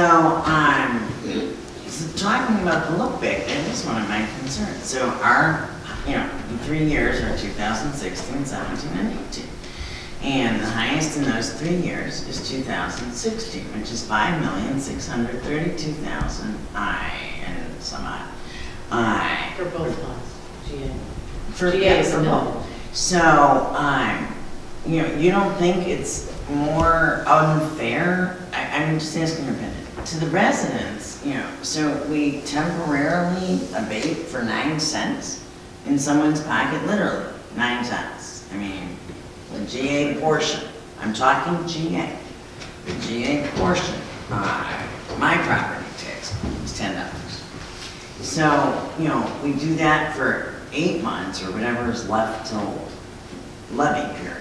And then, we are coming back to the taxpayer, because you know as well as I do that a look-back provision should be employed in order to take advantage for the residents of the new construction that has come on the payroll, on the tax rolls, I'm sorry. From Park Ridge, there's 4 projects in Park Ridge, there's 4 in Des Plaines that will substantially add to the tax base, thereby reducing the personal property tax owners. So that seesaw is something, that I want to be open and transparent. I sort of have a problem with, saying. I don't understand your problem. What you're saying is the taxes are going down. Where's the problem? Just to go right back up, you're going to have to levy.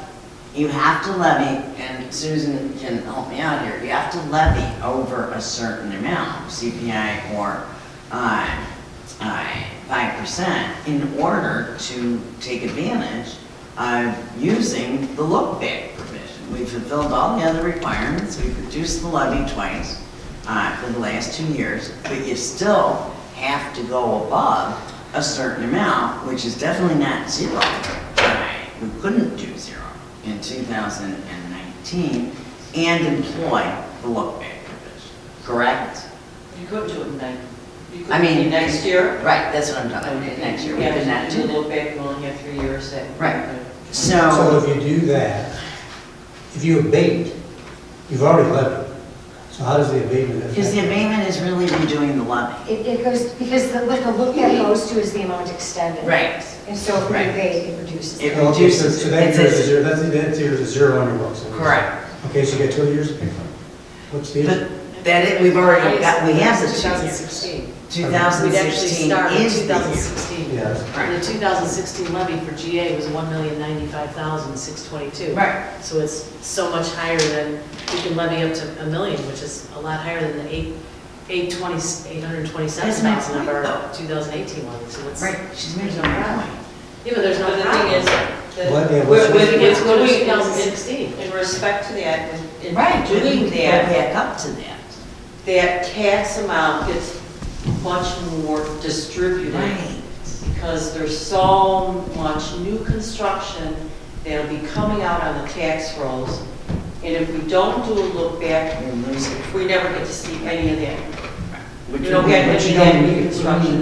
You don't need Well, it. why couldn't we? Of do course it we like need that? it. I don't understand. Well, the thing is that what it's going to do is all that new construction, it's going to be divided. Right. So that's going to divide it. reduce the amount Of that your Maine Township citizens, residents will pay. Yours- Because there's so much going into the pot. If you have more. But this board's responsibility is to operate this facility. Just 6 months I mean, your board has a strategic plan. And Bridget, I mean, really, to look at the big picture. Just to do that and capture that, and then later on we can certainly. I mean, I know part of it is. Is your concern the million is too much? Well, if you go from 0 to a million, it certainly isn't gonna make the taxpayer very happy, is it? Even though in the long. It's not saying, okay, correct me if I'm wrong, Mary, but it's not saying we have to levy a million, it's saying Yeah, that's the highest. No, That that you actually can levy isn't. up to the 1,065,000 that was 2016. You do it You together. can still only It's levy together. 800,000, you don't have to levy the full amount. You If have to look back- levy a certain minimum amount, you do. Where does it say, okay, Well, it does, in the property tax code, you do, to employ a look back, you absolutely do. You have so to what you're levy saying is that something above 3.99 or CPI, whichever is lower or higher. Well, that's to increase the levy, you can't exceed, it's the lower of the CPI index or the 5%. Aye. we still have it. That's to go It's above the still- PTO provision for 5%. But they're two separate So what does that have to Susan, do with can you like the explain look that back to provision us? of starting all right, next so year's now- levy in 2016? I'm I'm sorry, asking did you you want to make further public comment? I know, I think we get your position. Yeah, I think I heard the comment about being financially irresponsible if we do it wrong. You have the money, you can abate. There's no doubt you can abate and you can fund the unfunded levy. The other thing on the unfunded liability, you look at the one study, the actuarial study, based on the assumptions in there, this fund's not going to run out of money for like 70-some years. I mean, you don't have a crisis on your unfunded liability. You're in the high 70s. The one study says 90, whatever. So you're in the high 70s at least. If you put 400,000 more in there, my guess is you're going to get very close to 80, if not more. You're not in a crisis situation at this point. Not anywhere close on your pension. You're very well suited to where you are right now. 76. I'm just not seeing the detriment to doing, paying down on that. Oh, I don't see, think that's there's a not a detriment, reform. there's not a detriment. I agree that if you have the money, you should do that. Right. But That's the point. that doesn't We get can't you, go that back. doesn't solve the problem you have. The problem is you have too much money in your reserve. Right. But paying 100% But it's paying down doesn't 400,000 solve the from problem those either. reserves does solve the problem. What solves the problem? Using 400,000 of those reserves in combination with, for example, a 50 or a 75% levy or abatement, that does solve the problem. Right. And I say, you don't get me wrong far enough, I say the 100% Well, I and the understand your 400, position. that gets you're still on unbelievably safe ground with your reserve. I'm not worried, no, but we're still in the danger zone with respect to You are not reserves. in No, any with danger respect to zone. reserves. You are not in Excess any accumulation. danger She's zone. I'm talking about excess reserves. We have more than 2.5 Even with the 100% expenditure. The abatement. question is, what's I the understand, ratio? I understand that That's part. what the question is. I'm agreeing with, No, you're agreeing with me up to 50%, I want you to get to 100. That's where I want to get you to. Joe, thank you very much. Thanks. If I may. I think Susan was gonna answer a question about, I'm gonna print something, so. okay, so, yes, trustee Gerber. If you're going to have a surgery, the surgery is not going to totally cure you, but it's going to take care of a good portion of what your problem is. You don't have the surgery, makes absolutely no sense. If you're going to be giving back to taxpayers such minuscule amounts of money, give it back to them. What you're seeing here is what Illinois' problem is. We have 7,000 units of government, and they all point to each other, and it's all broken down into all these little bits. So this little bit's not that big of a deal. As a library board had argued against me before, how many candy bars is it really? But they all add up. And it's money that we should not have levied in the first place, but it was levied. And yes, as Joe is telling us, you can have your cake and eat it too. We can do we can have a 100% abatement, and we can have the debate about the pensions, and if it turns out, as Claire indicates, Claire walks very carefully. Even more carefully than I've seen, and I see why, is that you want to have numbers to these definitions. You want to have concrete information, and when it comes to numbers, the numbers are what the numbers are once you know what the numbers are. There's no reason why, as Dan Gott told us in public comment, we can't at least start here. So the way we do it is we do the 100% abatement. Yes, it's not going to cure everything, but if it's going to cure 50% of my problems, I'm going to have that surgery. And then we go forward with further medication, radiation treatment, whatever it takes in order to bring those funds down. I also think it sends the proper message to the taxpayers, to the 717,000 residents that are gone from Illinois in the last 10 years net. We're sending the message to those who are willing to stay and those who pay these property taxes. Some of the most beautiful homes in Park Ridge I've been invited to, they're beautiful. Their taxes are outrageous. It was sending a message that someone's doing something serious about it. A 100% abatement. The problem is with the 100% abatement on GA, it's going to make me not be able to put up that sign, "I told you so," that I'm working on in my garage. Because I said if we levy the way we levy with the promise of an abatement, government has a bad track record of ever abating back. Here, if we abate back 100% on GA, when it comes to that GA fund, I have to at least put the sign away when it comes to that GA fund. I'm very proud of this board. What we're seeing public participation, real participation. We're seeing a board that really listens, and we're seeing board members that look at it from all different perspectives, and it's really, really refreshing for me to see. And that's why I would stand on the 100% abatement for the GA, and I would stand on what's ordinance number 2019-2 provides. May we recognize? If it's something new, Ms. Gleason. Okay, I've just prepared something. So I proposed 100% abatement of the general assistance fund and 30% of the town fund. Why? Because I believe we've been overtaxing the taxpayer. We should stop what's been levied in 2018 in December to abate or halt the tax that would result in over a $2 million savings to our taxpayers. Why? Because we can source the money that we do need for our general assistance and our town fund from our reserve funds. Reserves have been growing over the years, and we have a township surplus fund of over $11 million from taxes collected that we don't need. In our general assistance fund, we have about $2.7 million in our reserves. We are budgeted to spend $830,000. I see no need for the $827,000 levy that we imposed. I think we can abate 100% of it and give it back to the taxpayers. And in our town fund, we have banked about $7.3 million in reserves, and our budget is about $4.6 million. If we abate 30% of that levy, we will still have $6 million in reserve. In summary, that's why I want to both abate 100% of the general assistance fund and 30% of the town fund, because we have that money to spend in reserves. And I don't think there's any, I think the question we have to ask ourselves is, why do we need to go back to the taxpayer when we have $7.3 million in reserves for the town fund and we have $2.7 million in the general fund, general assistance fund?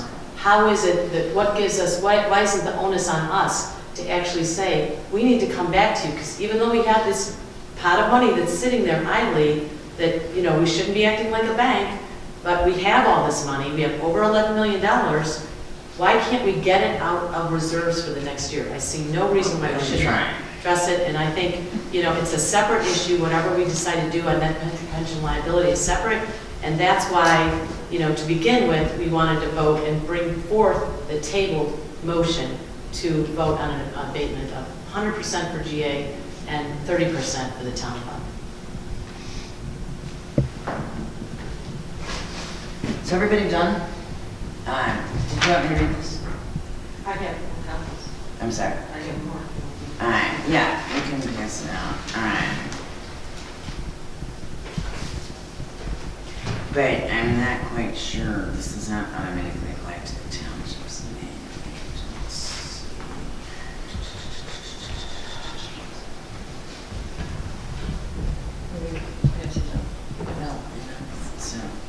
excuse me for a minute. All right, so highest would be 2016, right? All right. There, Township's main agency, meaning us. yes. All right, Town fund. the main, has the larger extension. Yeah, we don't. Okay, so but this doesn't really speak to, We just Yeah. speak something there. right. And that exactly the effect of, It doesn't mention anything about the Right. construction. right, Yeah, yeah, I made it true. right. So Carrie, when you said you wanted to be, you recommended a target of average, a percentage of average expenditures to be somewhere around 1.6 or 1.63, is that what you said? I understood you saying. Yeah, I mean, it would depend on what your levy is going to be, because that would keep, I mean, it could be that or it could be below that, but,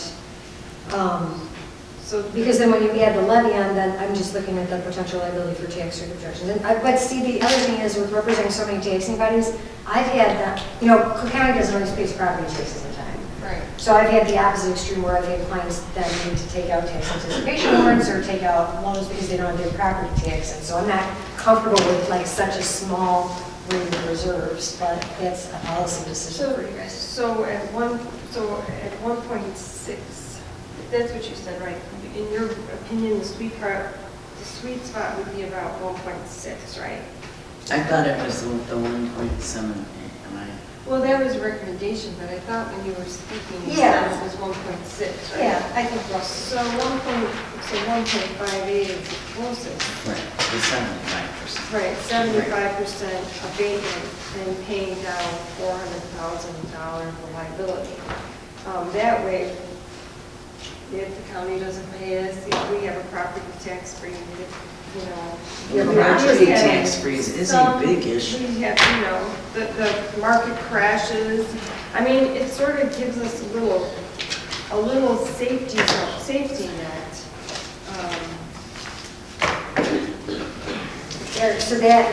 So the 75% abatement would reduce the levy to 206,822, so that would be about 2 cents per EAV, about 100,000. So, I mean, in my opinion tonight, I think the issue isn't whether we're going to abate. We are going to abate, and I think everybody can agree on that. And I think that the feeling I'm getting from listening to everybody on the board is that reducing unfunded pension liability is not a bad idea long-term, because it would also reduce our funds in GA that we're in excess of. It's just that we are separated a little bit on the actual ratio of how we're going to do that, and we're working from a little bit of a disadvantage because we don't have the actuarial numbers regarding the pension, which, would have shined a little bit better light. But anyway, we have to do this tonight, so I think that there's room for compromise on the ratio. Because I think we all agree we should abate. We all agree that we should pay down the unfunded pension because that's just a smart thing to do. It's just a matter of what's the ratio. And the sweet spot. Yeah, I would be willing to go to 75% with an eye towards paying down, figuring out with an actuarial. I'm not quite understanding the reason for a 30% in the town fund. That was something that came out of left field. No, it's It's on part of the it's on- ordinance. Part of the ordinance is So you have two summary. different ordinances. This Have is you read the summary. ordinance? Of Yeah. course they have. Okay, it's included. Well, right, but you have two That's the different biggest ordinances. part. So now that, we've. That's the biggest chunk of the Right, savings. so, now that we're at that point, so why do you have two different? Like, you have a 33% and then you have a 25%. So the 30% Well, it's is actually based on the 33. fact that, When I no, did the math, it's it was 30, 33. no, it's 30% Mm. of what was levied. So that's the amount. Why? And why? Because we have 7.3 million in reserve, and our needs are about 4.6 million for town fund. So I would ask the question, why do we need to, Well, you know, what do you mean our needs Yes. are 4.6 million? our budget? Well, that was a budget that was minus 5% of actuals. That's not necessarily our budget next time. And it also is not taking into account that we're down 5 employees that we have never felt, right? Some of which we may No, not actually, ever felt. That's not true. The actual levy that we had was 4.218, 4,218,998 for 2018 in December. And what I'm saying is when I looked at what our amended budget was, that's the 4.6. So I'm actually saying, if in fact we do have needs and we do end up spending the full amended budget that we approved back in September of last year, then we were forecasted to have spent, and our needs were about 4.6 million. So you can say they're either 4.2 million or 4.6, but if you go back to the levy and you want to use that number, that even makes my case even more. We have, No, I 7.3 didn't pick that million. one. Well, we have 7.3 million in reserves. So I think the better question to ask is, Well, no, why would we I'm not actually just cut? like an answer to my question. Why would we not cut, I'll finish saying this, you asked me, and I'll finish saying this. Why would we not cut $1.2 million out of, why would we not abate $1,200,000 that I asked for in the levy reduction? Because we will still have $6 million in reserves on a budget need of about $4.6 million. Okay, So I see no reason why we wouldn't also abate the town fund, which is very hefty as well. Not, First of all, we're not over in the town 2.5. fund. I have no problem in compromising at 10%. Carrie Lynn had advised that we really only need 5%. And so I just think, you know, like, as sometimes happens, we use a sledgehammer to kill a mosquito. So now you all make Let me it. ask it this way, Laura. Can I just, when you say the sledgehammer to kill a mosquito, I haven't really. can I just ask it this No. way? We have 7.3 million Just in listen to reserves somebody else. for town fund. Why do we need to ask for the amount of money that we, You I mean mean, I'm asking for the abatement. amount of money that is, I mean, hang on a we second. levied hang on. The 4.2. the one that went We down, levied hang on, 4.2. before you guys got on the board, the one that went down, so it's a 0.10 rate for town fund. This is my tax, my personal tax fund. In 2016, it was $62 for town fund, and now 2017, $42. So yeah, as Carrie Lynn, she already answered that question. So let's say a property tax freeze does happen. What do you propose to do then? So we have 7.2 million in reserve, Uh-huh. So you're okay? gonna leave it for the What? next board, that they're gonna have no money? No, I'm serious, I'm really, it what, no, I mean this with all seriousness. not 30. I know. I would like to don't take a understand big that in note to December, you had Okay. 10 levies, the highest of which was 30% GA and 15%. Okay, if you want to revisit December, I can do that and tell you why. What the difference between that and a full abatement is, or a 30% abatement, if that's what you're asking. You need to comment on why. I just don't know what changed. There's a big change. First What's of all, I wanted to abate, I presented this number for 6 No, months no, before that's not about the the excess question. All funds right, to deal with that. never mind. Well, I'm It's going to okay. answer your question, that's what No, I'm you're answering. actually answering. And all I was allowed, I presented a 30% reduction thinking, at least that will address the excess funds in GA. I got, and I felt like it fell on deaf ears. We had no, I was denied the vote to take that, and we only voted on the 5%. I know, 'cause it's So, always- do you think 100% abatement back then would have gone through? No, in fact, the discussion was made in the November meeting and then in You December. didn't suggest We it. talked about an abatement. I wanted to cut a lot more than that, because 30% doesn't really cut it. And I knew how much we levy had. are the same. To have 2.7 in reserve just doesn't make sense. when you have a need of only 800,000, 830,000, and I want to even go further than that. We just lost, as you had said on record and on tape, we no longer have a director, so we've got a $93,000 cut that's going to come in That's off of good. 830,000. That's great. So now we've down to 730,000 what we need, and we have But we're gonna pay a lower future caseload. director. So if our needs in GA are going to be more like 700,000, I'm and saying maybe more less like than that if we 650. address the real issues brought up by Donna, which is we have more people than what we need. We have 6 people when, you know, I mean, So you I'm just really saying, are it's a in the very road to tough number to penalize crack. for being No, what I'm financially saying- responsible. What was, I'm sorry, Trustee McKenzie wanted to, my question's answered. I appreciate I it. would like to take the vote, so. All right, well, Trustee McKenzie had a final comment, I think. I think I forgot what it was.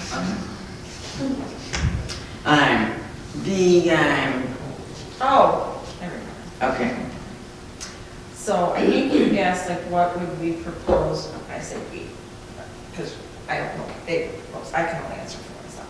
But what would I propose if we did a 0% or 100%, sorry, abatement? So there would be a 0 levy for this year. What would I propose next year? no, actually, I didn't. Oh. thought I that's- asked, like, how, if it doesn't fix our reserves issue, which I have been told it doesn't. And I still haven't, I mean, we haven't really flushed that out because I see 2.05, and I know you were starting to answer that, Carrie Lynn, but to answer the other question, we would have to do a tax rate, whatever, we would have to do hearing, and it's the 5 of us that would decide. We would vote on what that levy needed to be. So, I mean, it's not really difficult. If we need money, we say we need money because But of blah, that's blah, blah. always what we say, and it doesn't, I mean, you know, they say, oh, we're here in case of emergency, you know, it's, I. You gotta trust the taxpayer. That 8 cents. Understand. I think Donna understood where I'm coming from. My question to you is, like, I think like, do you have a problem with 75%? In case we do have a property tax freeze? Wait, can Carrie Lynn answer the question? Because part of what I heard Claire say, excuse me for interrupting, was that she did not get a reasonable or a sufficient answer for why it wouldn't solve the problem. So could you reiterate why 100% abatement would not solve the GA? Because we still have too much money. Yeah. We have too much money. That's what I said, try. Money is only part of the problem. Right, so. It's not part of the problem today. It's like, Wait, 2.05 is less than 2.5, so that's why I don't understand. Because that's the starting figure that you Right. had the levy to. That's the start of the year? Starting figure. No, that's the starting figure that you had the levy to.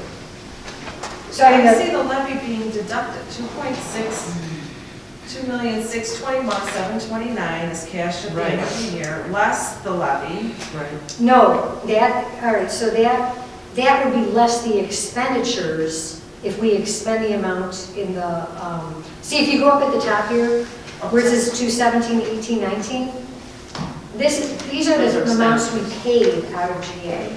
So I presume that for 2019, we would pay that amount without having any additional expenditures. Okay. So you subtract that out of there, and then you look at the number below that. So that's your cash on hand, right, you know, minus what you're going to expend. This is what you have left. And then when you look at your average expenditures over the past 3 years, it's that number, the 863, 163. You divide that, and it's 2.05. That's what you're starting at. So for the purpose of a tax rate objection, you take your cash on hand at the end of the fiscal year, which would be the 1768647 at the end of next year. You add your levy to it, so whatever our levy is going to be. And then we have to stay below the number at the top here, which is the 2157908. So that means we can levy $300,000 next year. But so if we do 100% abatement, right now, we would be under the 2.5 times surplus. We would be in But compliance. for this year. But that's what we're trying nothing to do right now, right? I mean, No, because we're talking about, because you already determined last year what your levy was for this year. So we're talking about the levy now for next year, right? The levy that's being paid right now. So the tax rate objections for next year. okay, but for right now, if we abate 100%, we It would be doesn't in have an impact compliance. on our past tax rate objection liability because those years are over. Okay, so that's over. Right. Okay, but what we're doing right now in abating 100%, that's to cure any non-compliance for 2019 fiscal year, No, for next year. for 2020. Yeah, So that's then why. we have a whole nother tax levy. Right, and that's what I'm saying. So if you look at the figures here, so see at the top, this would be your 2.5. You can't exceed next year, the 21,57,908. If you're at the 17,68,647 without adding a levy to that, the only amount you're going to be able to levy next year then would be $300,000, or you're in excess of it again. But we're not, but we would be in compliance starting with that, and we could easily, we would be in control of continuing to be in compliance by only levying that. That's my point. You would only be able to levy the. But we would be in compliance. But you see, But you restricted. just stop. All right, so you're in compliance, but now you can't pay your bills. Right. Well, we can because we have surplus still. But then you're giving up all this As a board, construction. have the ability to do a tax whatever hearing. No, Because then you're going to be back over again. Then we'd be back over the 2 You point. won't even have, But in you won't have this to. year, we're gonna get the actuary here and we're gonna figure out what. All right, We're so already yes. on this year. No, so if you do the abatement, that changes that. Yeah, if you do, or not the abatement, if you do the payment on the pension, that's why I'm saying that. But your question was, why doesn't the 100% alone solve it? That's why. Okay, but if we're, okay, so to me, if you're going to do a voluntary payment of a pension, you still should abate 100% of the current overage first, because that's what was taxed. That's what we are addressing right now, surplus. But that's for next right now. Yeah, and that's a policy decision you guys can make. My concern from a legal perspective is the tax freeze bill. Okay, Because if you have a so, tax freeze bill that says you can't raise taxes for 6 years, you run out of, but in the tax freeze bill, don't we still get the ability? they freeze it at what your last year's levy was. So if Which you're would be abating zero. a levy, they're freezing us at zero. That's why I would just be a little comfortable if you had a little something. Right. And So what the are the look-back chances? provision doesn't What- apply Have unless we you- ever had a tax We freeze? wouldn't be able to use look back, I mean, this property tax freeze bill freezes it at what you are levying. Abating is the same as levying. Okay, so do you always have the ability to do truth in taxation, right? They're two separate things. All right, I'm just saying, because our needs for GA, just pure out, is $163,000. That's Not for one administrative. portion of it. That's all of our needs Yeah, for GA, no. besides the administrative. you have the ability to do that as long as the tax cap legislation doesn't go through. If the tax cap legislation goes through, they're not saying, they're freezing your property taxes then. And I can't predict this because when you, I know there's an increased clamor to do that. I don't know. Has it ever happened? Okay. I have another, I don't know if it actually. I have another question here, Lynn. Could we move, because I know we can't transfer money out of GA, but we can transfer from two other funds into GA. We have an $11 million surplus. Couldn't we move some of the funds, given a tax freeze that we have in this surplus, into GA? Then what are you gonna do So when town if that fund? need- I mean, Well, our surplus is so great, as Joe Egan had said, we're beyond, like, we have so much money. Yeah, but It's not if like you we're abate your close. entire We have tax levy 6 for months, next we year have and you years. still expend the same amount, you're not, I mean, you're not even at 2 times the amount that you need anymore. I mean, so that's what I'm just saying. It's like, you want to provide effective relief to the taxpayers, but you still don't want to, I mean, you need a little bit of wiggle room there. And I'm not saying a lot, but I would just feel uncomfortable with having 0 levied, That's why I was. just from a legal perspective. 0 times 0 equals 0. right. There's something to fall back on. So I hear I had a problem with zero abatement, or sorry, 100% abatement and zero levy for this reason, for the responsibility to next year, but, I mean, we can do that tax hearing. Those are You separate can't, now. you can do the tax But hearing. not if they're frozen, you can't. Right, if there's a property tax freeze, you can't That's because, Okay, yeah. so what we are really considering right now is what would happen in the event of a tax freeze, because we all agree on abatement. Right. We all agree that we should look into how much, if any, pension we should pay down, right? Yes. We're gonna wait and see, sounds like a good idea, we're gonna confirm that. Yes. So, we still have to address the fact that we have this surplus. But we have to balance that with this possible freeze. Is it really a big change whether we abate 75% or 100% when we look at how much we are going to be able to actually levy when we do? We're not going, Well, that's what so she's trying to say is it will freeze at whatever we Right, are. so So if we 75 freeze at zero, it's zero. If we freeze at 75% abatement, it's going to be 200,000. 206,822. Yeah, I would do 50. So is it really that substantial that we need to not do what in the public eye, I would think, I mean, if I were just a nobody out there and I heard that we had over the surplus amount we were supposed to have and we didn't abate enough to get that to a point where we don't have a problem? But we could. But you can't abate enough to get to where it's not going to be. That's why I said we could because- in conjunction with paying down. Right. And we It's might very do that, easy but before we solution. figure that pension piece out, I would be angry. I would think that we are not being responsible fiduciaries of this township by not complying with a statute. That's, We're still not gonna, But won't you be angry if the following year, We couldn't- that we come back and say, right. we took too much, can we have some more? well, I Well, mean, you want I would to only be not- upset if it was really frozen and we had no way to pay our bills, which I don't see that happening. but I think. I mean, you may I not see it happening, but if the property tax freeze were to be 6 years, it would absolutely happen. And that's what the current bill is, 6-year freeze? 6 to 10. Right, I mean, so it's somewhat insane. I'm sorry, I don't mean I your think you idea. would be. I think the average person would say, what the heck were you doing? Right. Why couldn't you foresee this? You know that there's bills in Springfield.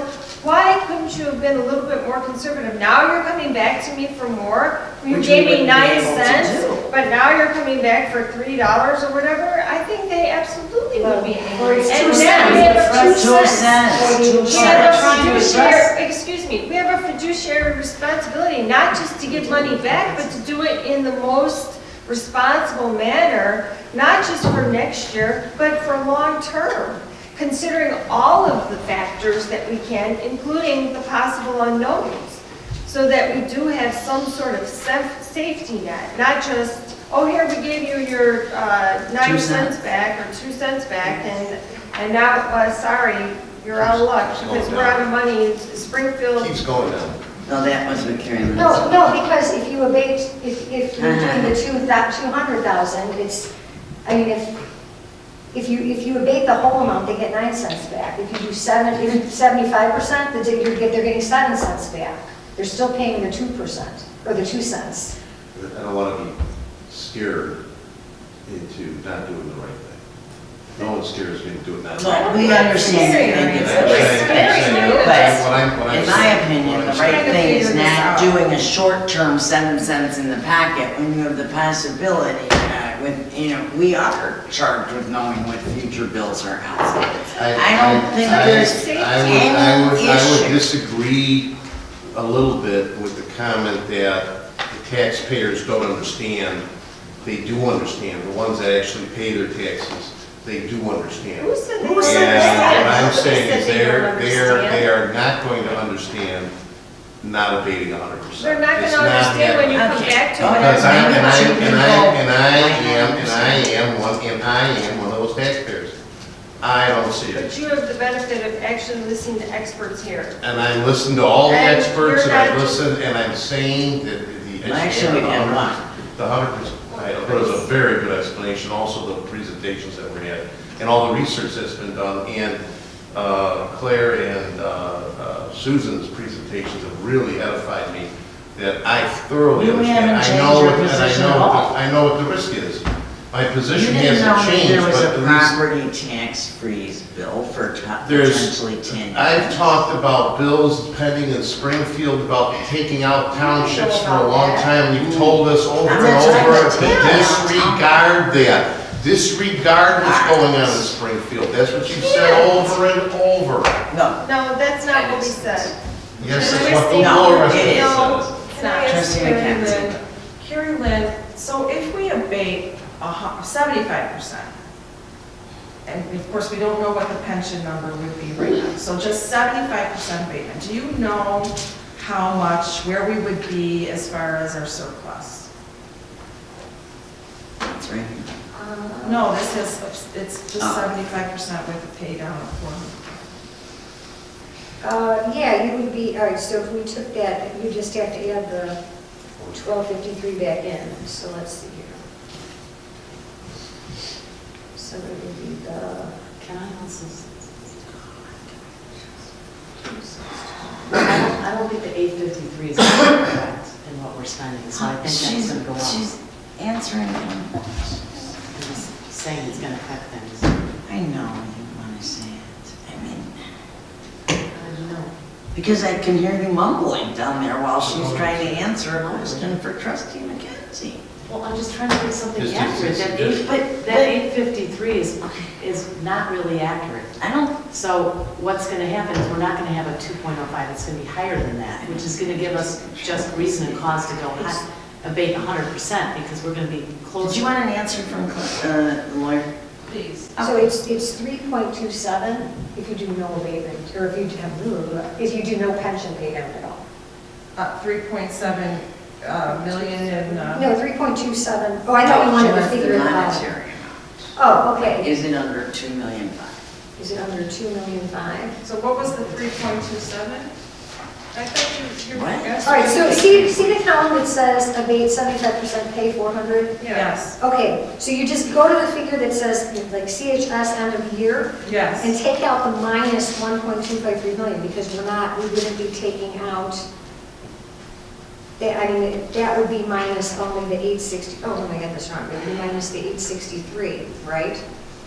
Because I subtracted an doesn't- additional right. 400,000, okay, wait a minute. So it should be 2621729 plus the amount of the levy, which would be 206,822 equals 2828551 minus this year's expenditures, which would be 863,163.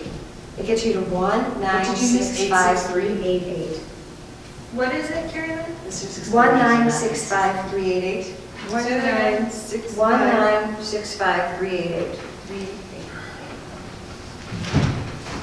So that So would do we it. would be under the 2.5 times.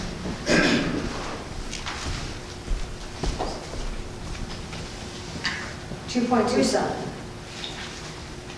Isn't it, okay, well, that sounds like a Isn't good it- compromise then, because we're, I mean, And then you can reduce it further by doing the by the pension pension. payout if you Right, want to. okay, well, okay, that makes sense to me, because then we cover ourselves if there's a freeze, Yes.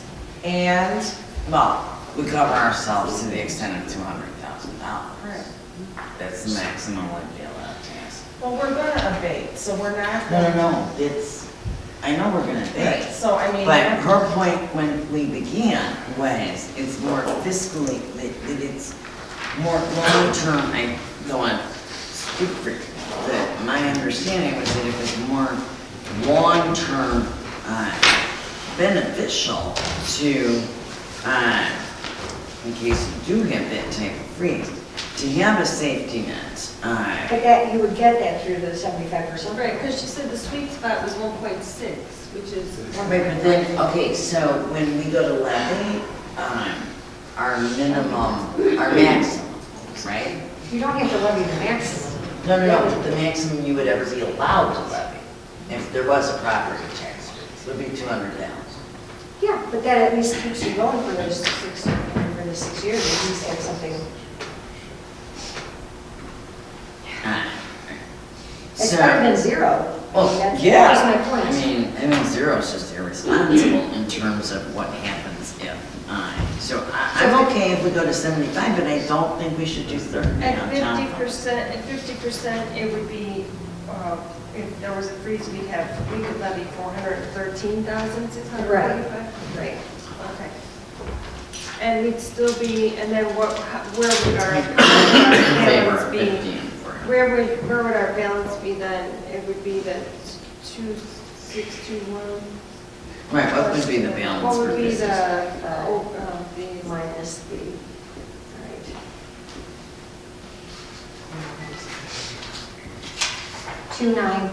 294,997.8. 294 minus the 857. So then we'd still be over, right? Let's see. Are you sure that's right? We'd still be- 6. Yeah, you're 3.4 then. No, she's not total. No, Oh, yeah. the total dollars, okay. Not the, So what's the percentage of where we would be if it was surplus? right. The 294,997.8.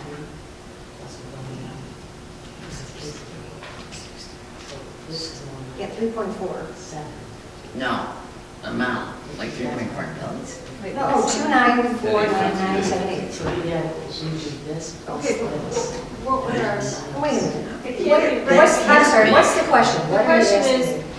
okay, Claire just asked you what what, you know, okay, at abating 100%, it would be our average expenditures would be, percentage would be 2.05.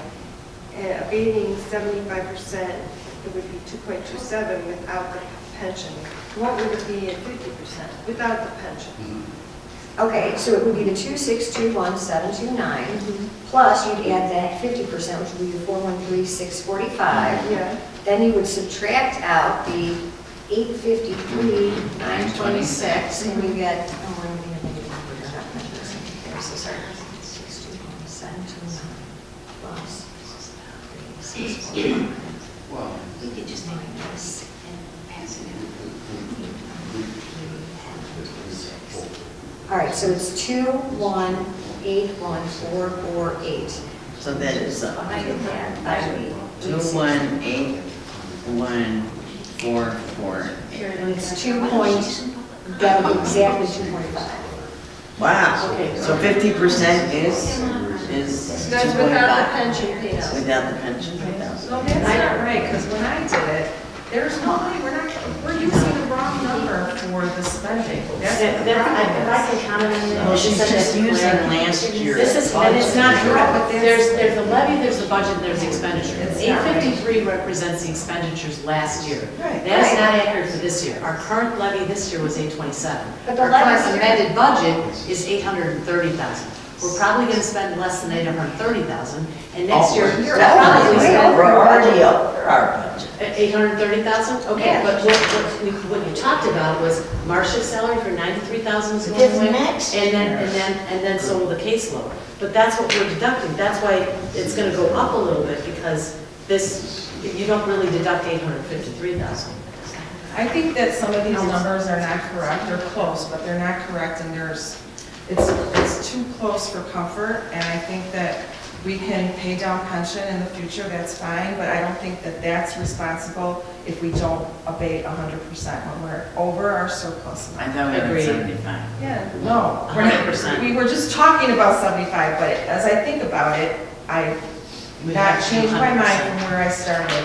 I think that we have to abate 100% before we start doing voluntary payments down on pension liability for the future, when pension pay down does not directly impact our taxpayers. It impacts Yes. our employees. And I'm all for helping our employees and for IMRF and everything for our employees, but it's voluntary, it's not necessary. No, it's Our not sur- voluntary. But that's like The saying, pay down is voluntary.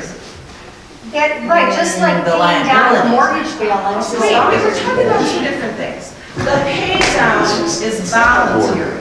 It is, it is. Well, sure. Okay, well then how are you How is saying it- no? But how are you saying it's How is voluntary? it How is- detrimental? We can't talk about facts here, okay? The pay down would be voluntary. We, at this point, don't even know if that's a valuable thing for our Correct. township. So we have to look at the numbers Agreed. tonight. We have until April 1st to deal with the current surplus issue. And we have the most control on that with abating 100%. That's what we have control on right now before April 1st when we have to make a decision. Going forward, I think we get the actuary in, we figure out what's Well, I don't best think for there our would be a township. point. Right. And we can take down. I move I to did too. call the vote for ordinance 2019-2 Yes, you do. to abate You 100%. didn't even make a motion, I move. much Carrie less Lynn call did a not say we vote. don't have the most control. Yes, she did. But I need to Carrie Lynn, did that. you just say that The we don't have the table most motion. control over our abatement right now? At 100%. Because that's not what I heard you say. Yeah, she said that. Is Is that that what my you said? recommendation for the 100%? She said we don't have the most control if we do 100% abatement. You asked her that question and she said, no, you don't. I did not ask her that question, but You s- okay. About 15 minutes ago, you did. If I I think did, in the context I of a did not property mean to tax ask. freeze, Oh, okay, well, that's a whole different. well, it actually isn't, Okay, you know what, because you were right, last meeting, there's a lot of moving parts, and, Vote. first you have to make a motion. You keep going for a vote. I move to adopt ordinance number 2019-2, an ordinance abating a portion of the tax heretofore levied December 2018 for township and general assistance purposes of Maine. Whereas the Board of Trustees, as read into the record and seconded previously at the last board meeting and tabled. Second.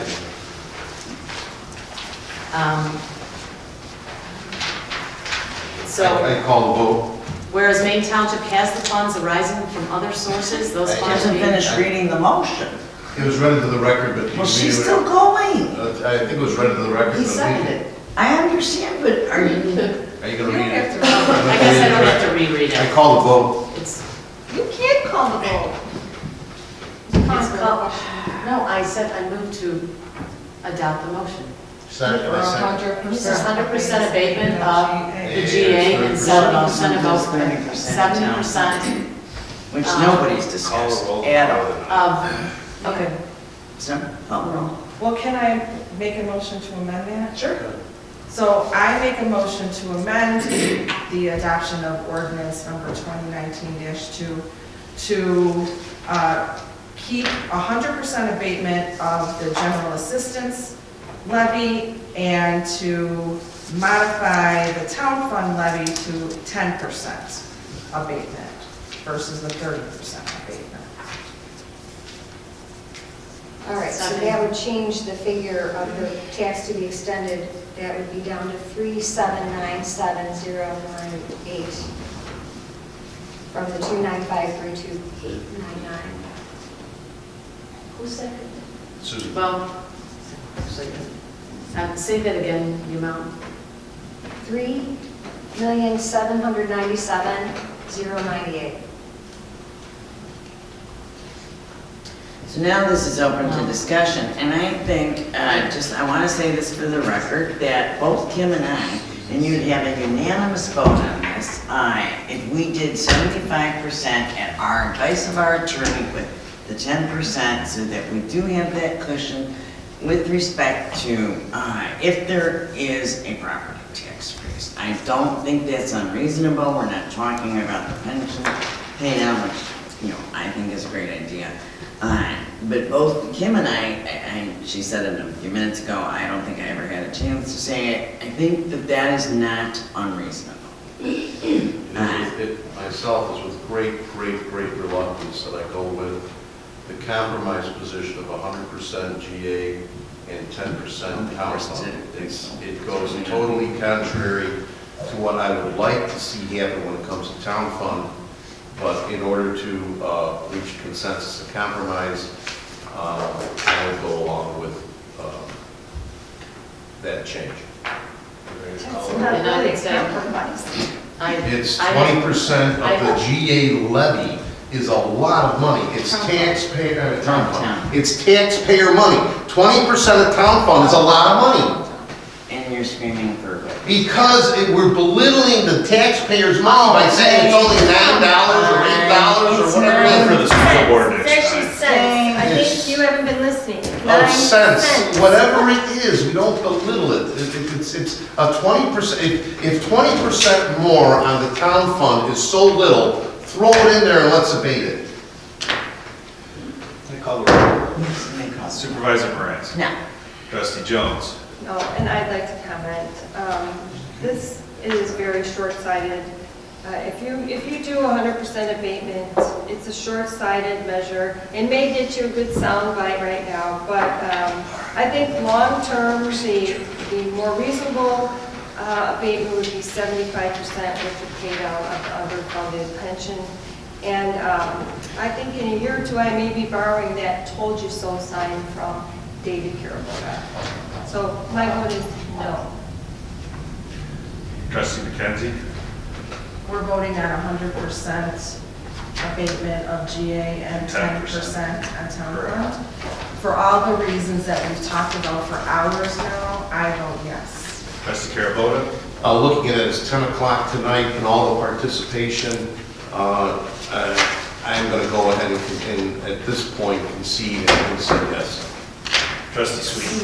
And I would like to also vote yes, and for the record, just say that I do think that we should address the town fund overage as well, because we have 7.3 million in reserves, and I am compromised to accept the 10% because I really wanted to see the 100% abatement of GA to address our excess accumulation of funds, and I think it's the wise thing going forward, and I think it is long-range outlook to abate 100%, so that we can cut down our levy, which is over excess funds, which is over $2.7 million in reserve. Thank you. Yeah, of course. You can't. She's like, changing. Board trustees will be able to speak. You're supposed to listen to it, not just talk. I cast it.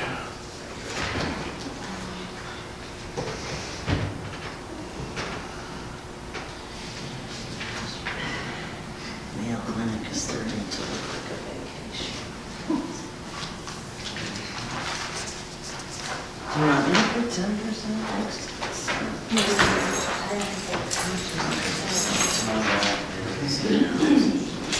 Don't anybody move.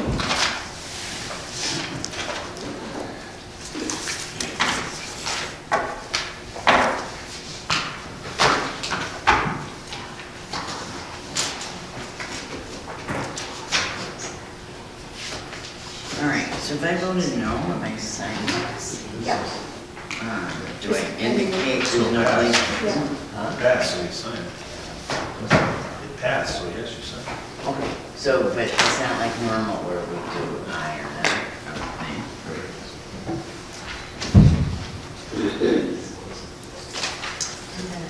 And it's out of order. In terms of signatures. Yeah, who did this? The issue. No, Susan. What? I'm assuming she did that way because they dispatched it. What? My name is supposed to be on top because I'm the senior trustee. There is no such position as senior trustee. Actually, that's Well, not actually, quite there true. is. No, there isn't. I don't. Oh, there isn't. Well, it's out of When I'm order. physically incapacitated at Mayo Clinic, or somewhere else, then Kim has the ability to sign. Is that? Is that- Senior trustee? I would disagree with that. Well, you disagree with everything that you don't think. No, I disagree with what's going on. But anyway, I know, everybody's been doing it wrong.